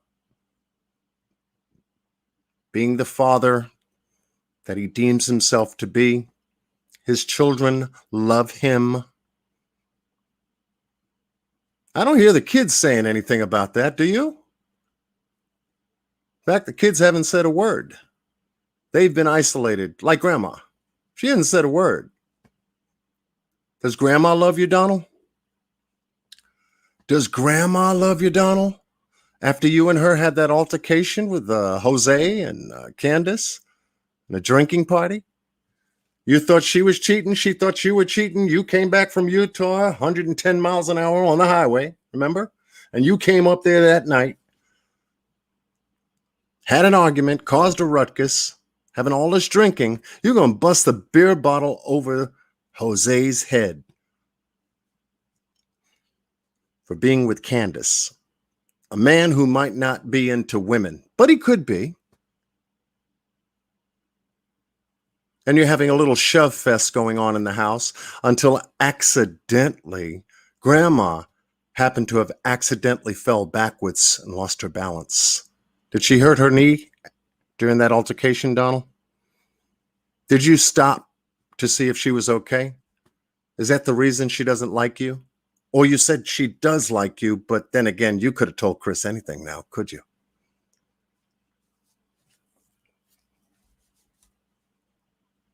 She likes you or not? I think if she liked you, she would have stayed and not went to Wisconsin. I think that answers a whole lot more of the question than you're providing the answer for us. But let's proceed. What somebody said, but so hopefully that helps. Hey, Donald, where's that chain, man? Wasn't it supposed to be locked? Where's the chain? I was waiting for him to reach down and unhook the chain, as they would normally do, because that's what we were told. When they come back to put the chain up, when they go out to take the chain down. Move the car, get out the car, put the chain back up. Keep security on the house. Keeps an intruder from entering the property, Donald, right? Keeps the family safe, right?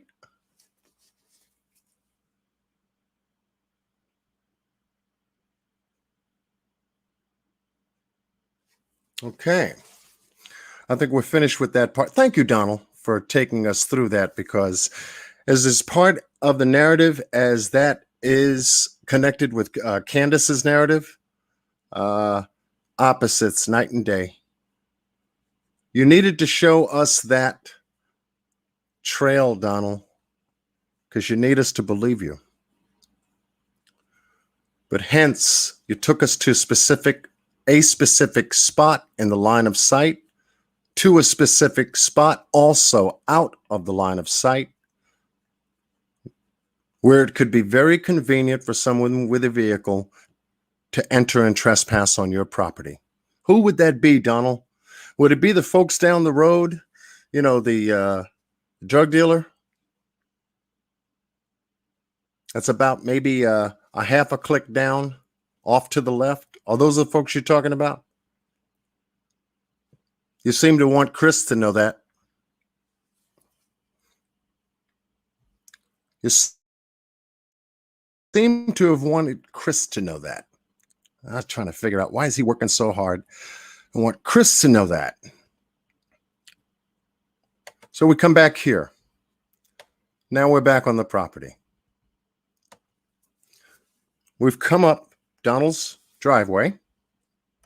Thank you all for joining us. My goodness, I had no idea everybody wanted to hang out with me tonight. You've taken us back up the driveway. I want you to follow my cursor. And this is a cul-de-sac of a driveway. Open line of sight here, all the way here, till we get to the side of the house and the open carport here. Okay. Trailer here, house here, back of the house, basement door here, front of the house, front door here. And then we have that dog trail you just got finished taking us on. When you got to the house, Donald, what time did you get there? What did you tell Chris? Couldn't recall. I'm not sure. And here's where the fun begins with Donald. When Chris went to pinpoint specific timeline questions, I call them, this is where Donald got fuzzy. But when he asked about other things, he's very clear on it.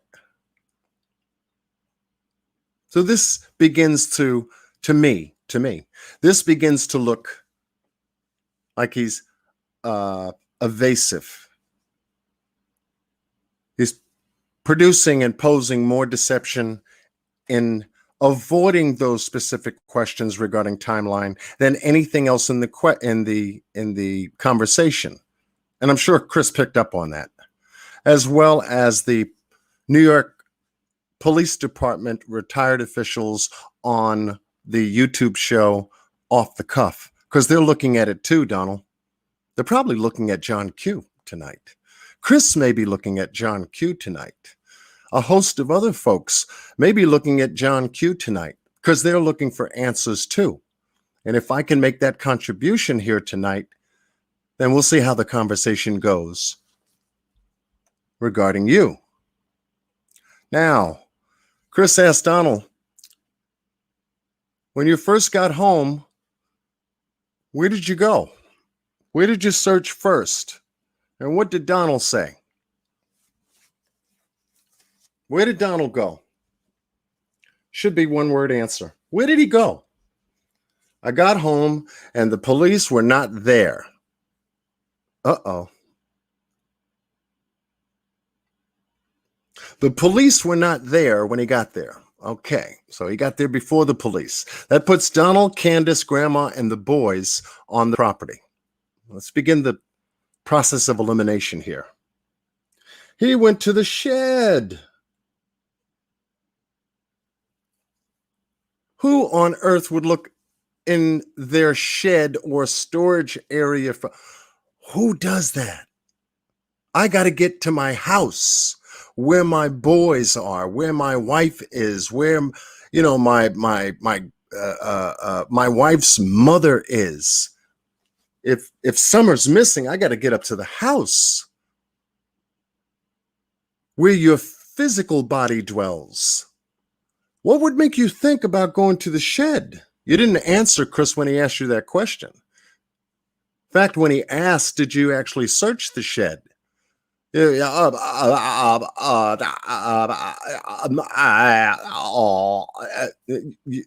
couldn't find it, Donald. You couldn't find it. Oh yeah. I think I looked there, but I'm not sure. I'm not sure. I could have looked. I'm not sure. You went all over the place. You got stuck. Because that was one of the most important questions. The shed that Candace showed Chris that she didn't want Chris to look at was one thing, which was up here near the property line. But when you came home and didn't go to the residence right away to make sure that the rest of your family was good, you went to the other shed. Where is that? You mean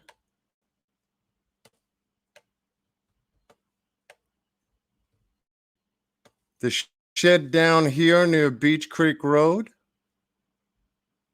Is that the shed you went to and found the boys and one of the neighbors? Why did you go down there? Why did you think Summer would be down there?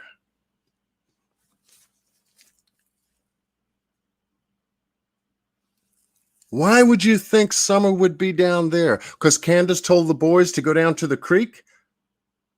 Is what she told them to do to search for Summer.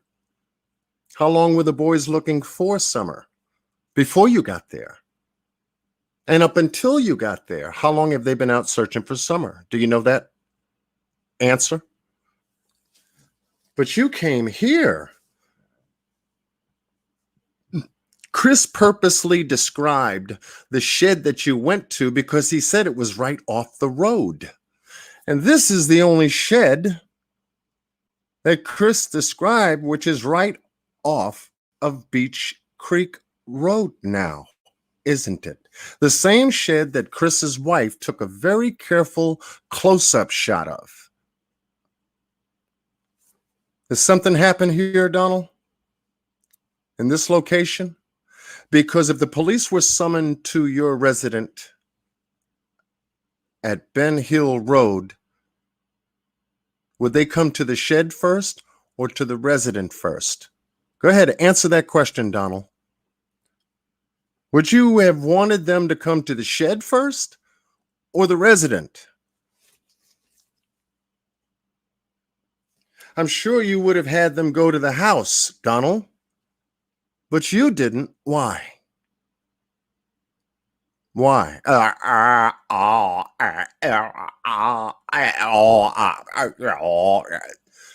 Why, Donald?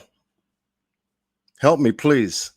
Help us all to understand what you really meant by that. What you mean by that. Why did you go to this shed here? Was there something important here? Inside?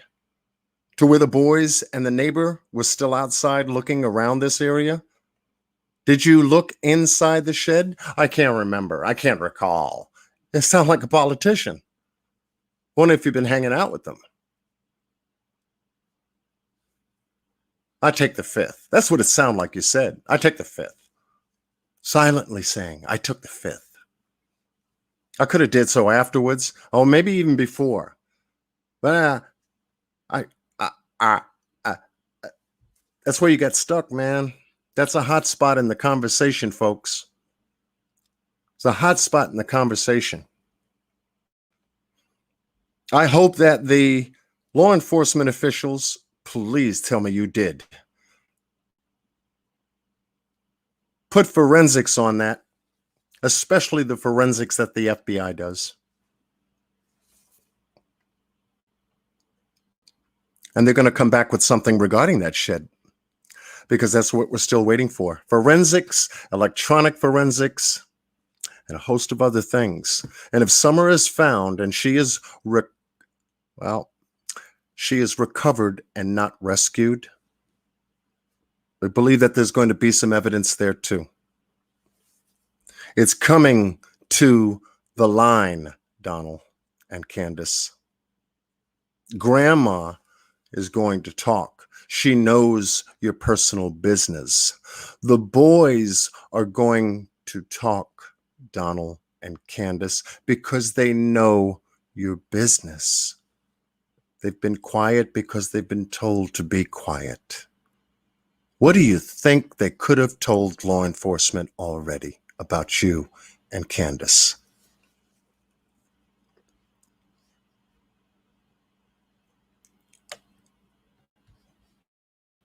What was here, Donald? Why was this area just so important for you to come and check first?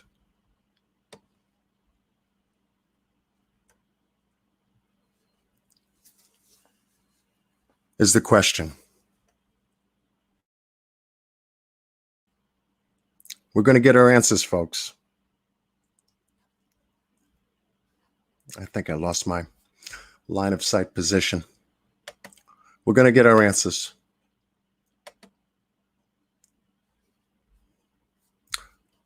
I got to open up my line of sight folder.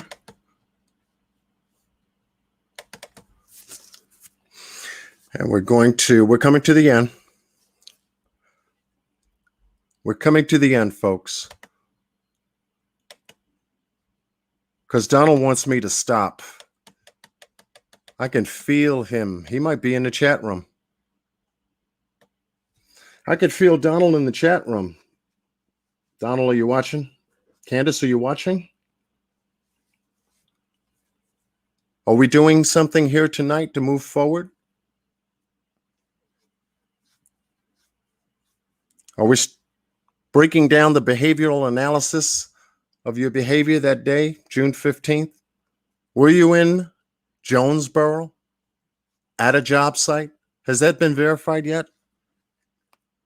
Or are you just an independent contractor who's the boss working in Jonesboro, independently of working for a company? What company do you work for, by the way, Donald, if you don't mind me asking? What's the name of the construction company you work for? Did you give that answer to Chris? I don't see any logos on any of the trucks that you got on the property. It certainly is not on that Subaru that you pay $600 a month on. What construction company do you work for? or you're an independent contractor, subcontracting work out to other potential subcontractors to help you. You know, like the guy you fired on Sunday, June 13th. The guy who was a doper. Looks like he couldn't keep himself together, throwing mud and taking a 20-minute job and making it into a 10-hour job. Is that what you told Chris? What the hell were you doing with a person like that anyway? Why would you hire somebody like that to work with you if you're out making money? Line of sight, folks. So here we have, I got tons of questions for Donald. I do. You probably hear it in my voice. Here we have the line of sight from an aerial view. Camper, resident. Summer's tree, where her swing is. We have the entering driveway here to the right, which circles all the way up to the top to the open carport. And then we have elements of an exiting driveway circling out back to Ben Hill Road. Line of sight for Candace and Grandma is something else.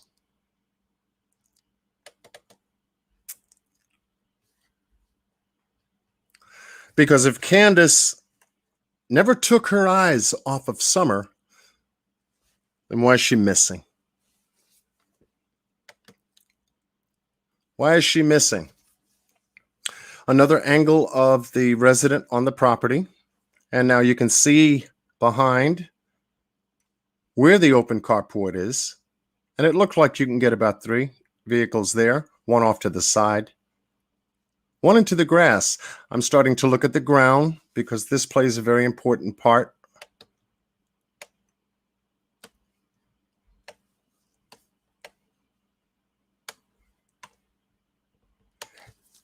In footpaths and where vehicles can park. And as you can see, the grass is green and the ground is brown. Grass green, ground brown. Pickup truck, 55-gallon drum with the words for sale on the outside of it. Most people have told me that this is a burn barrel where they can burn leaves and all kinds of stuff in there. It's just the very first one I've seen with a top lid sealed on the barrel. So you figure if you have a burn barrel, it would have an opening at the top of the barrel. This one doesn't appear to have an opening, even when it's laying down on the ground, as we saw in the interview room's video piece with Chris and Candace. But here we have the line of sight from this angle. Let's take a look at what Candace was talking about when she kept her eyes on Summer. She had to make sure that she told us that she walked Summer to the door. I walked her to the door. She just never told us the reason why she walked Summer to the door, but she made sure that she walked her to the door to cover her butt. CYA, they call it in New York. But line of sight here tells us that Grandma and Candace could not have seen that front door nor the boys inside the house because the camper and the house are at an angle. Negative line of sight. Negative line of sight. Somebody could have been out in the front smoking a cigarette. The only thing you would have seen is possibly maybe the smoke if you looked over to it, but not anyone in particular. Our first problem. Our second problem is the line of sight into the driveway. Past the corner of the house, the rear end where the basement door is a negative line of sight. If Summer came out this door, as was stated she did by the original narrative, courtesy of Mom, no one could see if she was right back here or not, because you'd have to look through the building from the camper door to see that. How long was Candace and her mother working with that brace? 2 minutes? But she couldn't recall if the basement door was locked or open. She couldn't recall that. But she remembered 2 minutes. You have to, Candace, because you have to narrow down the timeline. Remember? Narrow the time, and it obliterates and deletes the rest of what was going on. These people know something about time. Wouldn't you think? Okay, negative on both sides of the building. Hence, we have a blind spot on both. Let's go. Let's keep going. We're getting to our point. Since having that blind spot on both sides of the building, and Summer coming out this back door here, not being seen by anyone here in the front or for any given length of time, especially the 2 minutes that Candace was talking about, because she went right back into the house and asked, "Where's Summer?" I found that suspicious too. But here being a blind spot here at the door, all you have to do is just go and follow her footpath, not too far, and walk straight into the woods if you wanted to get lost.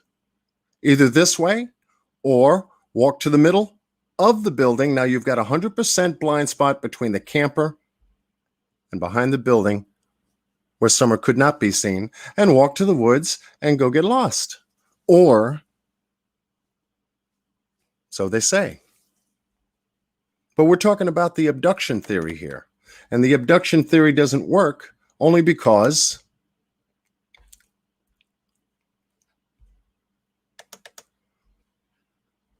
the timeline.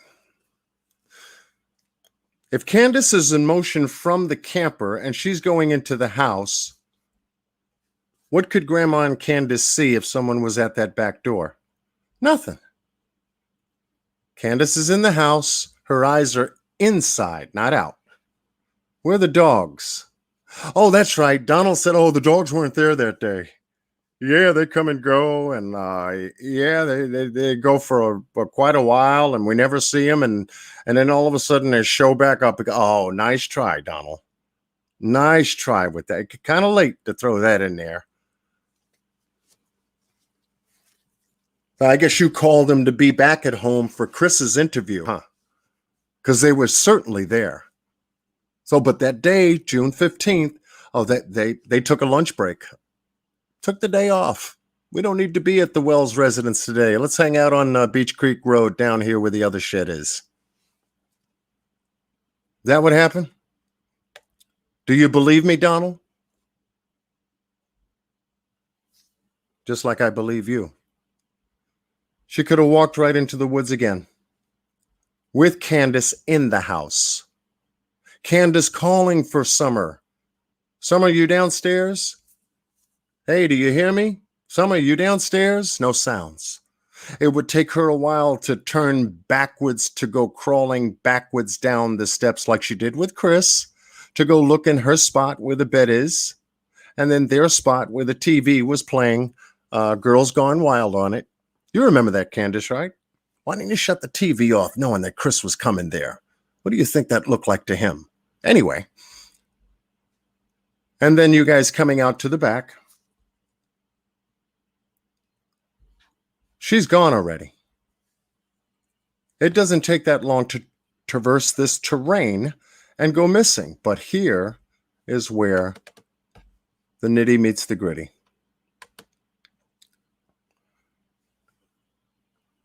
One of the searchers on a horizontal angles the line of sight to the front. You can see that there's a sight problem here. I wonder how good Grandma can see too. She wears glasses, doesn't she?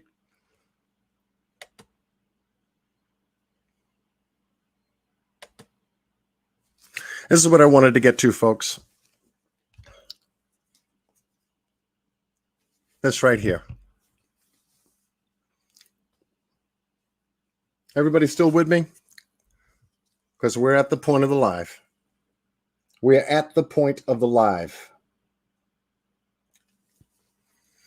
This generator bothers me. This area where the generator bothers me. It's been bothering me ever since I laid eyes on it. And I said, okay, Summer comes out that door. Why would she go here? Out of all the different places that I've shown that the abduction theory doesn't work. What's here, folks? Any ideas? I need you right here tonight. We're pushing 1,000 people up in here. I need you tonight.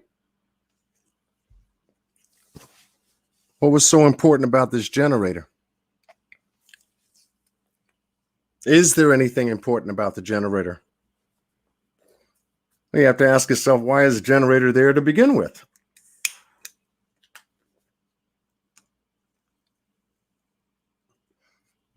Was Donald fixing it?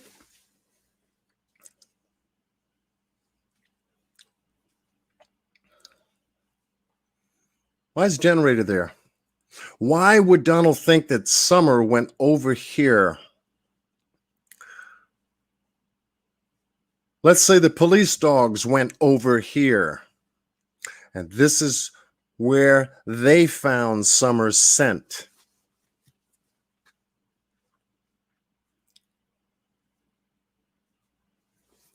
Well, all you had to do, if you wanted to snatch Summer without being seen, and everything that we've covered on this case tonight here, in broad daylight, with all of the wide open lines of sight and all of the windows in the house that can produce lines of sights all over the place, how would you snatch Summer Wells from her home? How could you do it without being seen? And do it right from this point here. Out of all the points in and on that property, do it right from here. You know how? Are you ready? Type of 1 in the room. I'm going to drop it now. I'm going to drop it. I'm not going to drop the mic, but I'm going to drop something. Type of 1.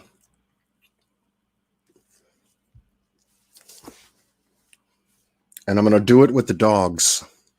I'm going to put the dogs in place. They didn't go anywhere that day, Donald. The dogs are on the land.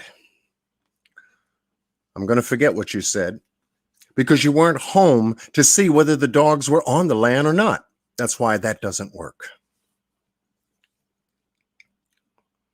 Here's how you do it, folks.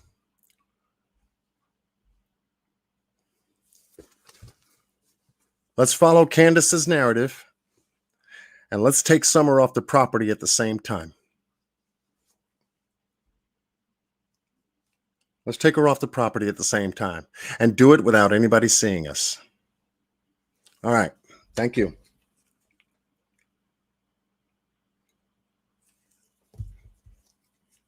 You know how you do it? You do it like this.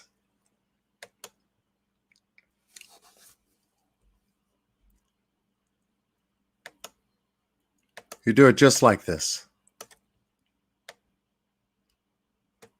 2 lines of sight, blinds on the side, back door. Here's that generator right here. And here's where they disappear, right here. Right?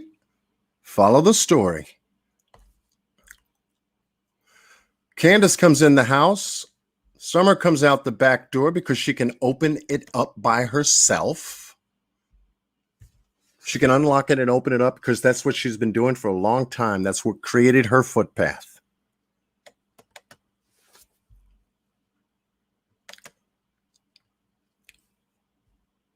And then you take her from here. The person would have to know this particular property, bar none, hands down. No stranger would approach such a dramatic crime in a short period of time without having been here before or being familiar with this area before. You got dogs on the property, and as soon as you know that there are dogs on the property, do you say, well, I'm going to do it anyway? I'm going to go up there and take something anyway, without fearing that the dogs may bark, may alert the property owners. You know, the property owners that live in isolated areas like this, they got guns. Why take the risk on getting shot? Right? Okay. Dogs on the property, Candace is on the property, Grandma's on the property, boys are inside, playing on the internet. Summer comes out that door. And this is the pattern that we've been told.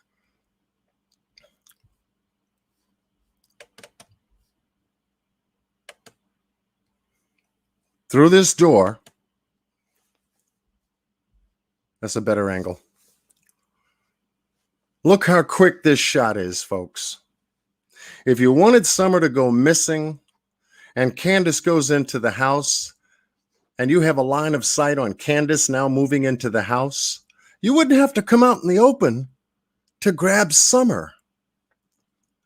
All you'd have to do is call over to her, because you're the one sitting deep in the foliage where the generator is, where it drops off. And guess what? She's not going to say anything. The dogs are not going to bark. Summer is familiar with who she's going to. Who would that be, Donald? All you had to do was run across the footpath. Grandma goes back in the camper because her knee brace is on now. She's probably hungry from being out at the swimming hole, being in pain. Most people who take medication want to go lay down. You've been out since 10 o'clock. Had to go pick her up from the hospital, put in her prescriptions, stop at a couple of places. It's hot. Where do you think she would go? Out of the sun. 78, 80 with 78% humidity is hot. 3 o'clock in the afternoon. In fact, the sun is at its highest peak at 3 o'clock in the afternoon, and y'all are sitting back, just getting back from y'all trip. Okay. Summer comes out the back door. She sees someone over here near the generator, and they summon her to come on over. What do you think a 5-year-old is going to do, especially if they're familiar with who they see? Go over to them. That's how you're not seen. Now all you have to do is do what Donald did. Pick her up. Now she's off the ground. The scent is more higher in the air than it would be if she was still on the ground. And take her off behind the foliage just like you showed us you did, Donald. And walk the footpath you walked, Donald. And take her down to the open shoulder at Ben Hill Road where the vehicle was. Dogs are not going to bark because they're familiar with who you are too. Why would the dogs bark? They barked at Chris. That makes sense. But why would they bark with you? I wouldn't be surprised if maybe 1 or 2 of the dogs followed you. That's how you take Summer Wells off this property. You call to her and she comes. You call to her and you meet her at that certain point, knowing the boys are in the house, knowing Candace just may have went in the house, knowing that Grandma just may have went into the camper because she wants to go lay down, wants to rest. And you go and take her, pick her up, not seen, dogs are fine, and you trail right on back down to the area where you showed us, where those tire tracks were on Ben Hill Road. That's how you do it. And it doesn't take that long. And this is a big shout out to Chasing Truth for posting this on one of her video lives. I found this quite remarkable because this is a story right here, folks. This is a story right here.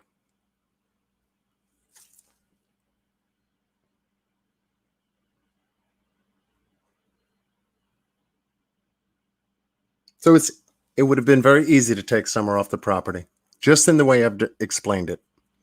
Summer had to be familiar with who was there to take her. The dogs had to be familiar with who was there on the property. Now, when you take a look at that scenario, it's a very, very low risk factor involved versus the high risk factor of uncertainty and unknown. And for that to have happened and easily disappeared, now you can roll off past Ben Hill Road, take Beach Creek to the left or to the right, in any direction you wanted to go, and take her where you wanted to go.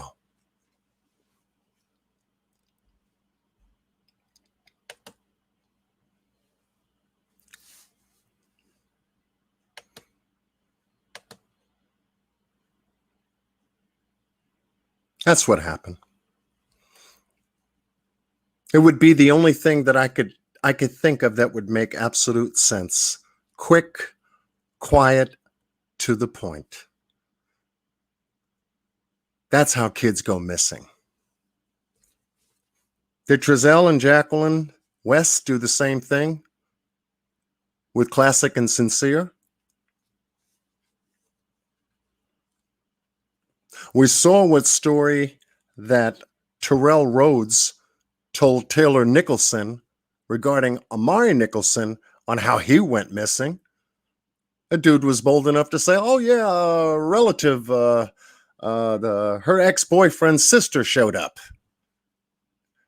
and took the baby. I was packing a bag." How are you going to pack a bag for somebody you've never met and you don't know to give a child to? He cut his own throat right then and there.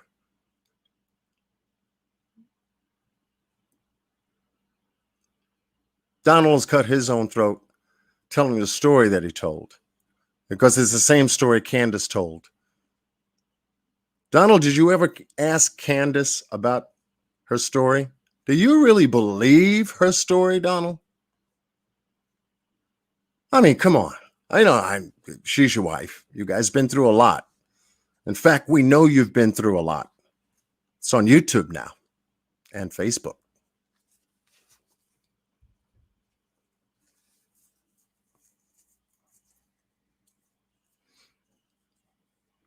That's the way you take Summer off the property, folks. It's called stealth. Knowing where the blind spots are, knowing the terrain of the land, and knowing that Summer was going to be familiar in some way, shape, or form as to where she was being taken by. 2, who took her off that property? Now, I'm not pointing the finger at any particular one. I'm just talking to Donald tonight, and I'm talking to Candace with a chat room of almost 1,000 people in it.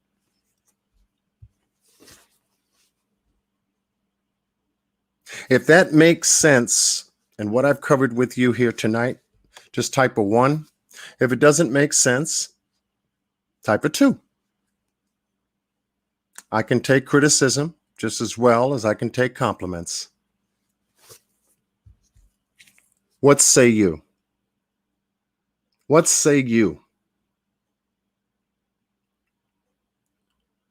Yeah. What say you?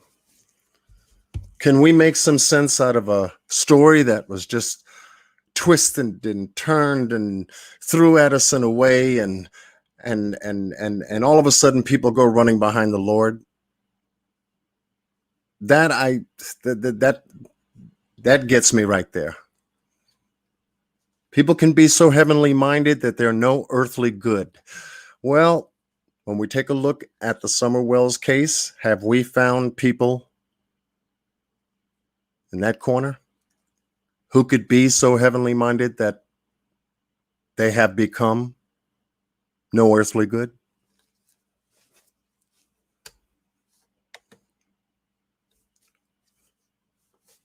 The shed still bothers me like it bothers you. Right off Beach Creek Road. And the explanation that Donald had given Chris on the interview room, not clear at all.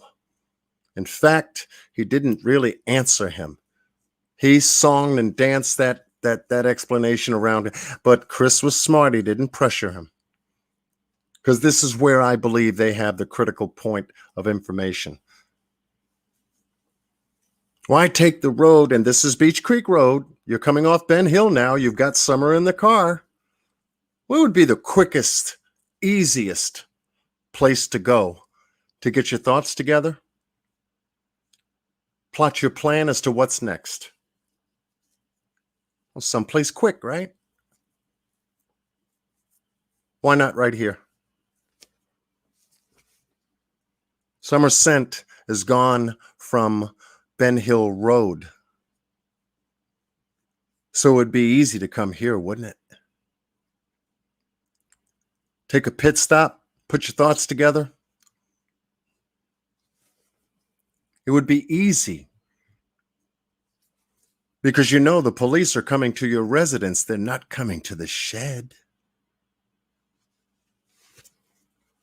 They're coming to your house. You were the one to go to the shed.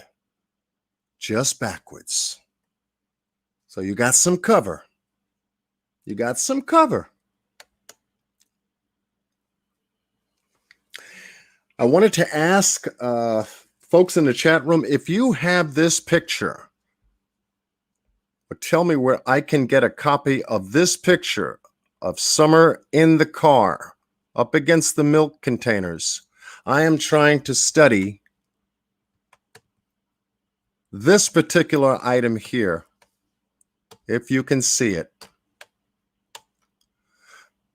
In the back windshield, there is a red truck vehicle back there. Doesn't have two white buckets on the side. I can't tell if it's a Toyota Tacoma, but there is a red truck back there through that window. You see it? You see what I see? Can you see a vehicle? Where is this? Is this on the property, on the carport? Is that the red truck people were talking about? Now we seem to have a red truck on the property.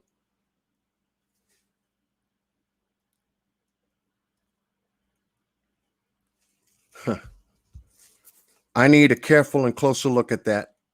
I want to be able to put it on my TV after working with it and see if I see something I need to see. But that is a vehicle back there. And they don't seem like they're in motion because for some strange apparent reason, over to the left, just above Summer's head, appears to be an arm or something that appears to be like an arm. Short sleeve to the elbow, hand wrapped around the back, almost like if they were standing there posing. If you have this picture, please email it to me in the description box. My email is down there already. Help me so we can help Summer. That's what I wanted out of this. Rocket Science was the gentleman who put together this particular photograph and landscape scene on his channel. Thank you, Rocket Science. I like his accent too. I think he's from the UK. And we get to another picture of Summer playing in the rain. I think we've spoken about this. But Donald said something to Chris about the dude that he fired on Sunday, June 13th. They used to hang out together. And Donald said that this dude drives a yellow vehicle. Can anybody see a yellow vehicle in this picture?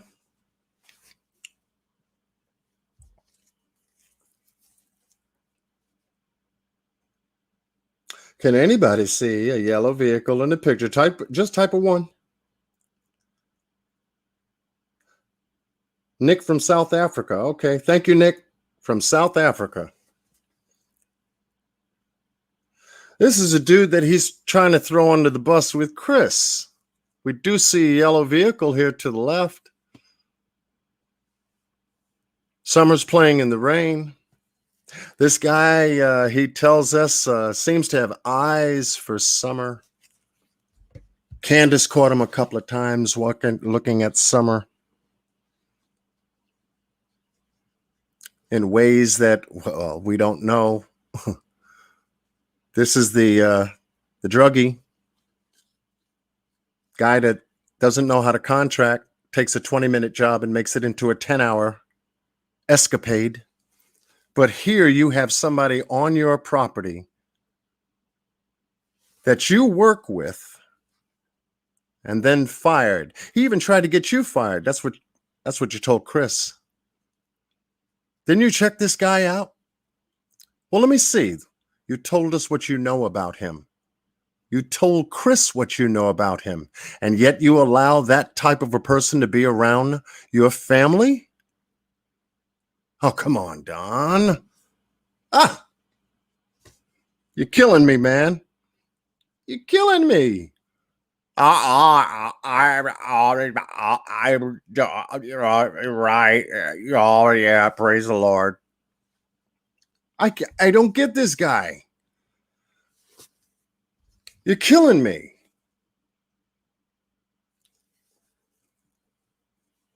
You're not checking out these people that you're bringing around your family?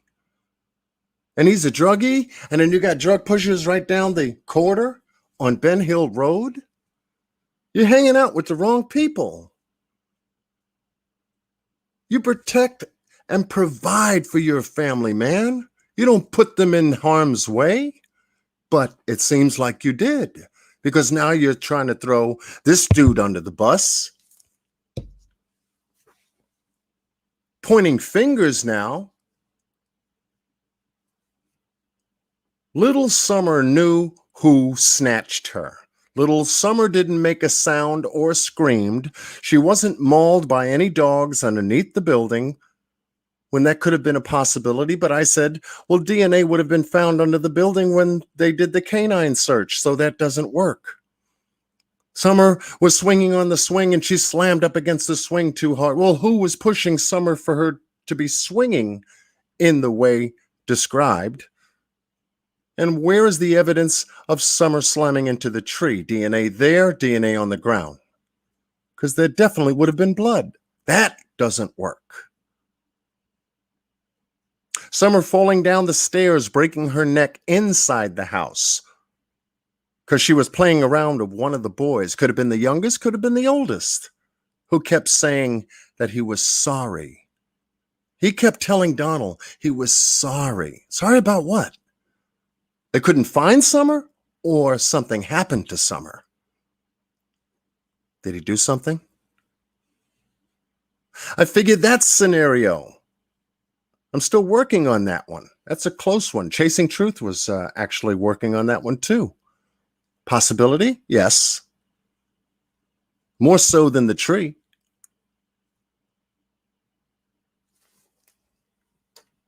But here, we definitely got an eye on that yellow vehicle on the property, which associates Don with people who've got drug problems. Serious problems. Drug pushers down the road, as he called them. Serious problem.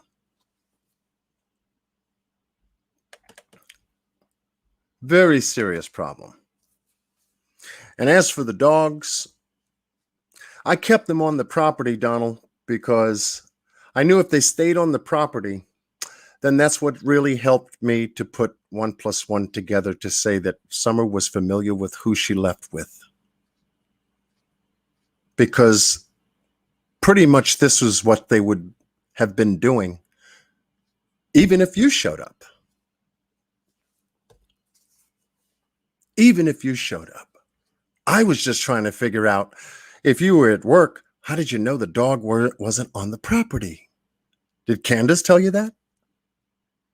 Did Grandma tell you that? Did the boys mention that the dogs were no place in sight? How would you know? On that day, how would you know?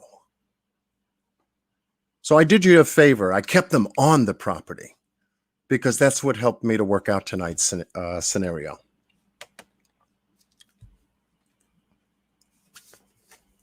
Much love goes out to Chasing Truth, who's working on this particular theory. Someone going down the stairs, possibly breaking her neck, and hence Candace has got a problem now. She calls Donald, says, come home quick. Something's happened to Summer. This would be considered under the accident theory. Something happened to Summer. Come home quick. Donald gets there, no police. And he gets there, he sees what happens, and now they both have to come up with a story. Now they both have to come up with what they believe that other people will believe. Maybe if we told them that she went missing, maybe they'll buy that. But now we have to set that part up. We take it from an accident to a missing person, when all you could have done was to say, if it was an accident, that it was an accident. Case closed. No need for TV interviews. No need for Facebook posts. No need to get into it with Chris or your family members. They wouldn't have dragged your dirty laundry out the way they have. They wouldn't be on YouTube interviewing with different channel holders. That would have stopped Allison from going over to Unmasked to do her interview with them. You know? Or that guy, Dobbs. I forget, he's the reverend over at the church. That would have stopped him from doing the interview on YouTube. All these people coming out. Oh, how great the family was, and this, that, and the other thing, and we miss Summer, and all the good stuff that they want us to believe. But yet, as the story unfolded on the interview room with Chris, we have found something entirely different.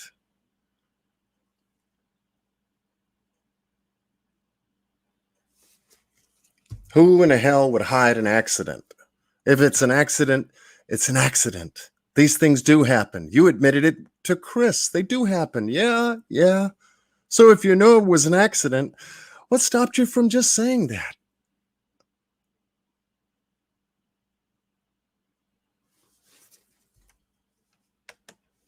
What stopped you from saying that? Why did you have to take it to a different level?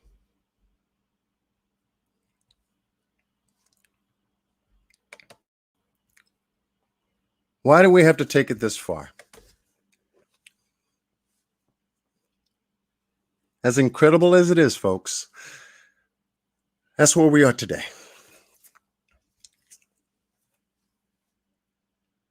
That's where we are today.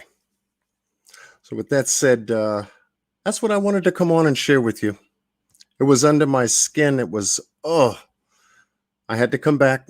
We had to do a part 2. We had to connect more of the dots. The abduction theory does not work. Wasn't supposed to be on the table, but that's what they threw on the table. So in both the lives that I've done thus far on the Summer Wells case, do you think John Q destroyed obliterated the abduction theory they started with. Just type a 1. 1 for yes, 2 for no.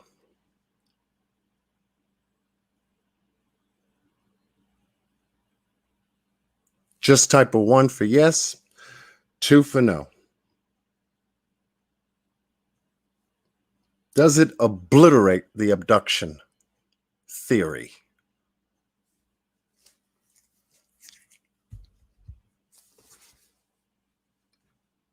You guys have your answers. You guys know what you're looking at. I don't doubt you. None of you. If you see it, you see it. You're not going to lie to yourself. But we have some people in this case that are doing just that to themselves. And hence we have the result of what we see and what we hear. Lying to themselves. Not only to themselves, but they're sharing the lie with us. Misery loves company is what they're sharing. They want you to feel sorry. Well, we do. For the most part, we do. We do feel sorry for you. We feel sorry Summer is not with a much better family that could have taken better care of her. That she went missing. That she is now no longer with her family as I speak. That the search efforts in Tennessee, I believe, have dwindled down, just like they did with the Classic and Sincere case. Well, if you see something, just give us a call. We'll have to approve any future searches. What happened to EquiSearch? Why aren't they still on the ground? What is going on?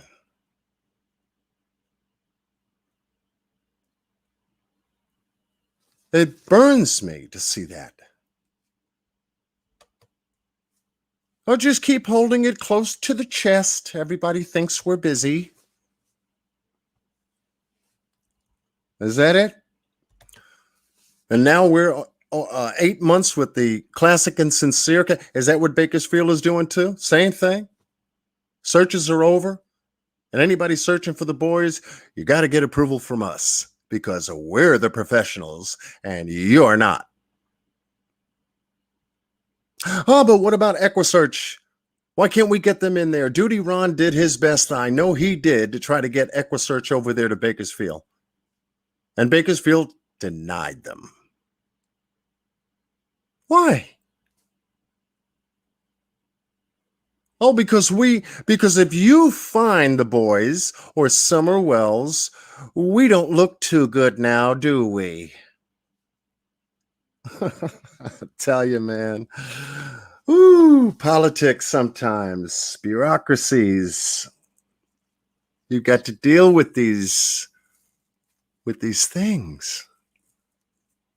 Everybody wants resolution, yes, but you got to deal with these things. People. This is all about people, folks. Nothing happens unless the human interacts with it. No one goes missing in a puff of smoke, not unless they were blown up. Okay? 9/11 gave us that particular scenario. We believe that. We've seen it with our own eyes on TV. People went missing quickly that morning.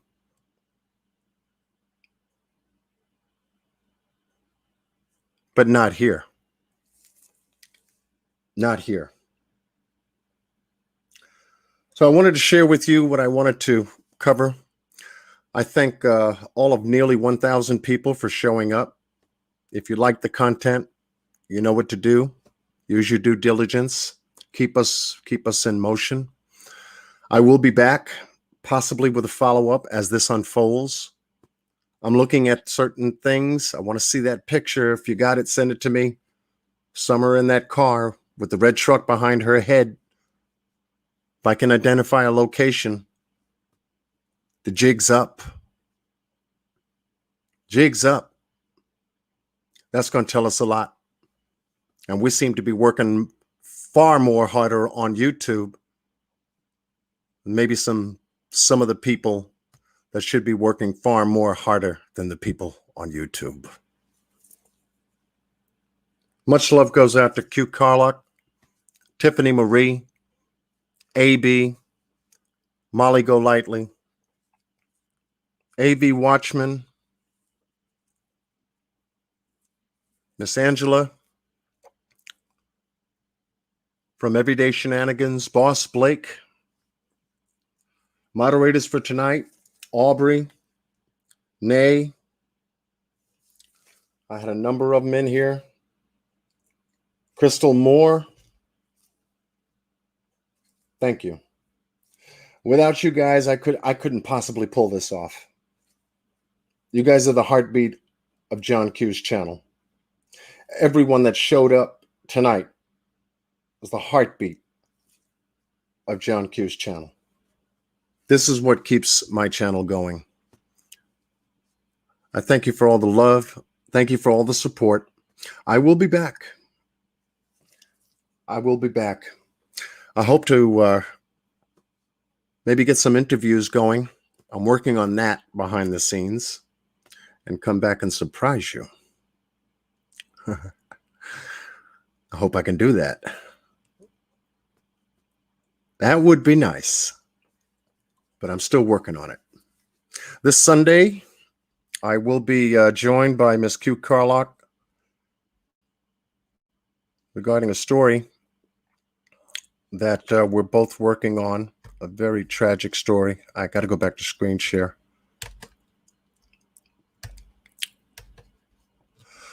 And that story involves a little child by the name of Baby Mackenzie. And Baby Mackenzie nearly lost her life. I got to bring the kids back up one more time. Michael Vaughn, Summer Wells, Kendrick Johnson, Xavier Harrelson, Mari Nicholson, James Riker Beale, Kanika Jenkins, Cash Gernon, Classic and Sincere, our boys from California, this little girl right here,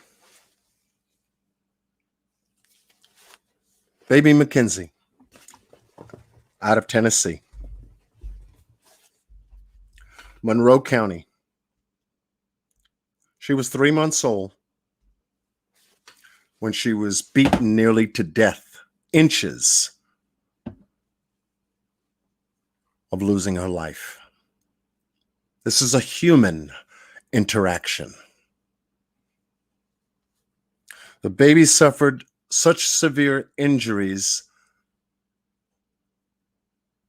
fractured skull, broken leg, bruises to the face, eyes, neck, arms.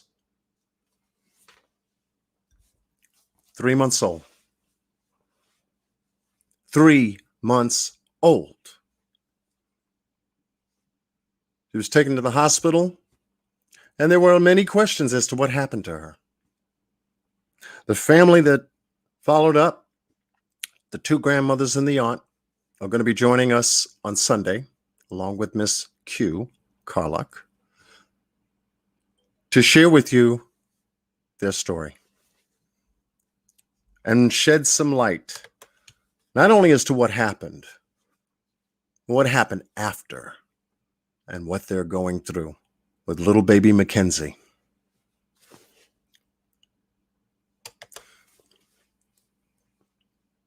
She has to, on a weekly basis, go through physical therapy, occupational therapy, MRIs, and a host of medical tests because of what happened to her.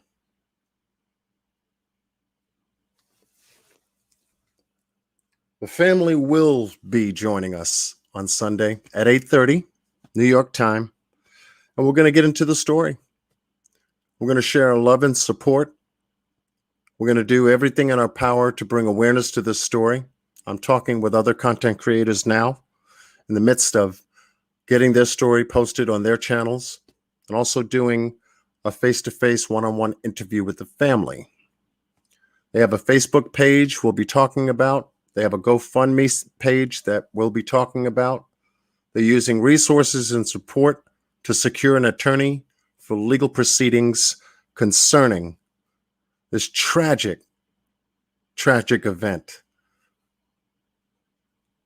that happened earlier this year. We'll be back with that story on Sunday. Much love that goes out to the family caring for little baby Mackenzie. I'm excited about having them, as well as Miss Q Clark to join me, and exposing and revealing that story with you, sharing that with you, and some of the action steps that we can take to support the family.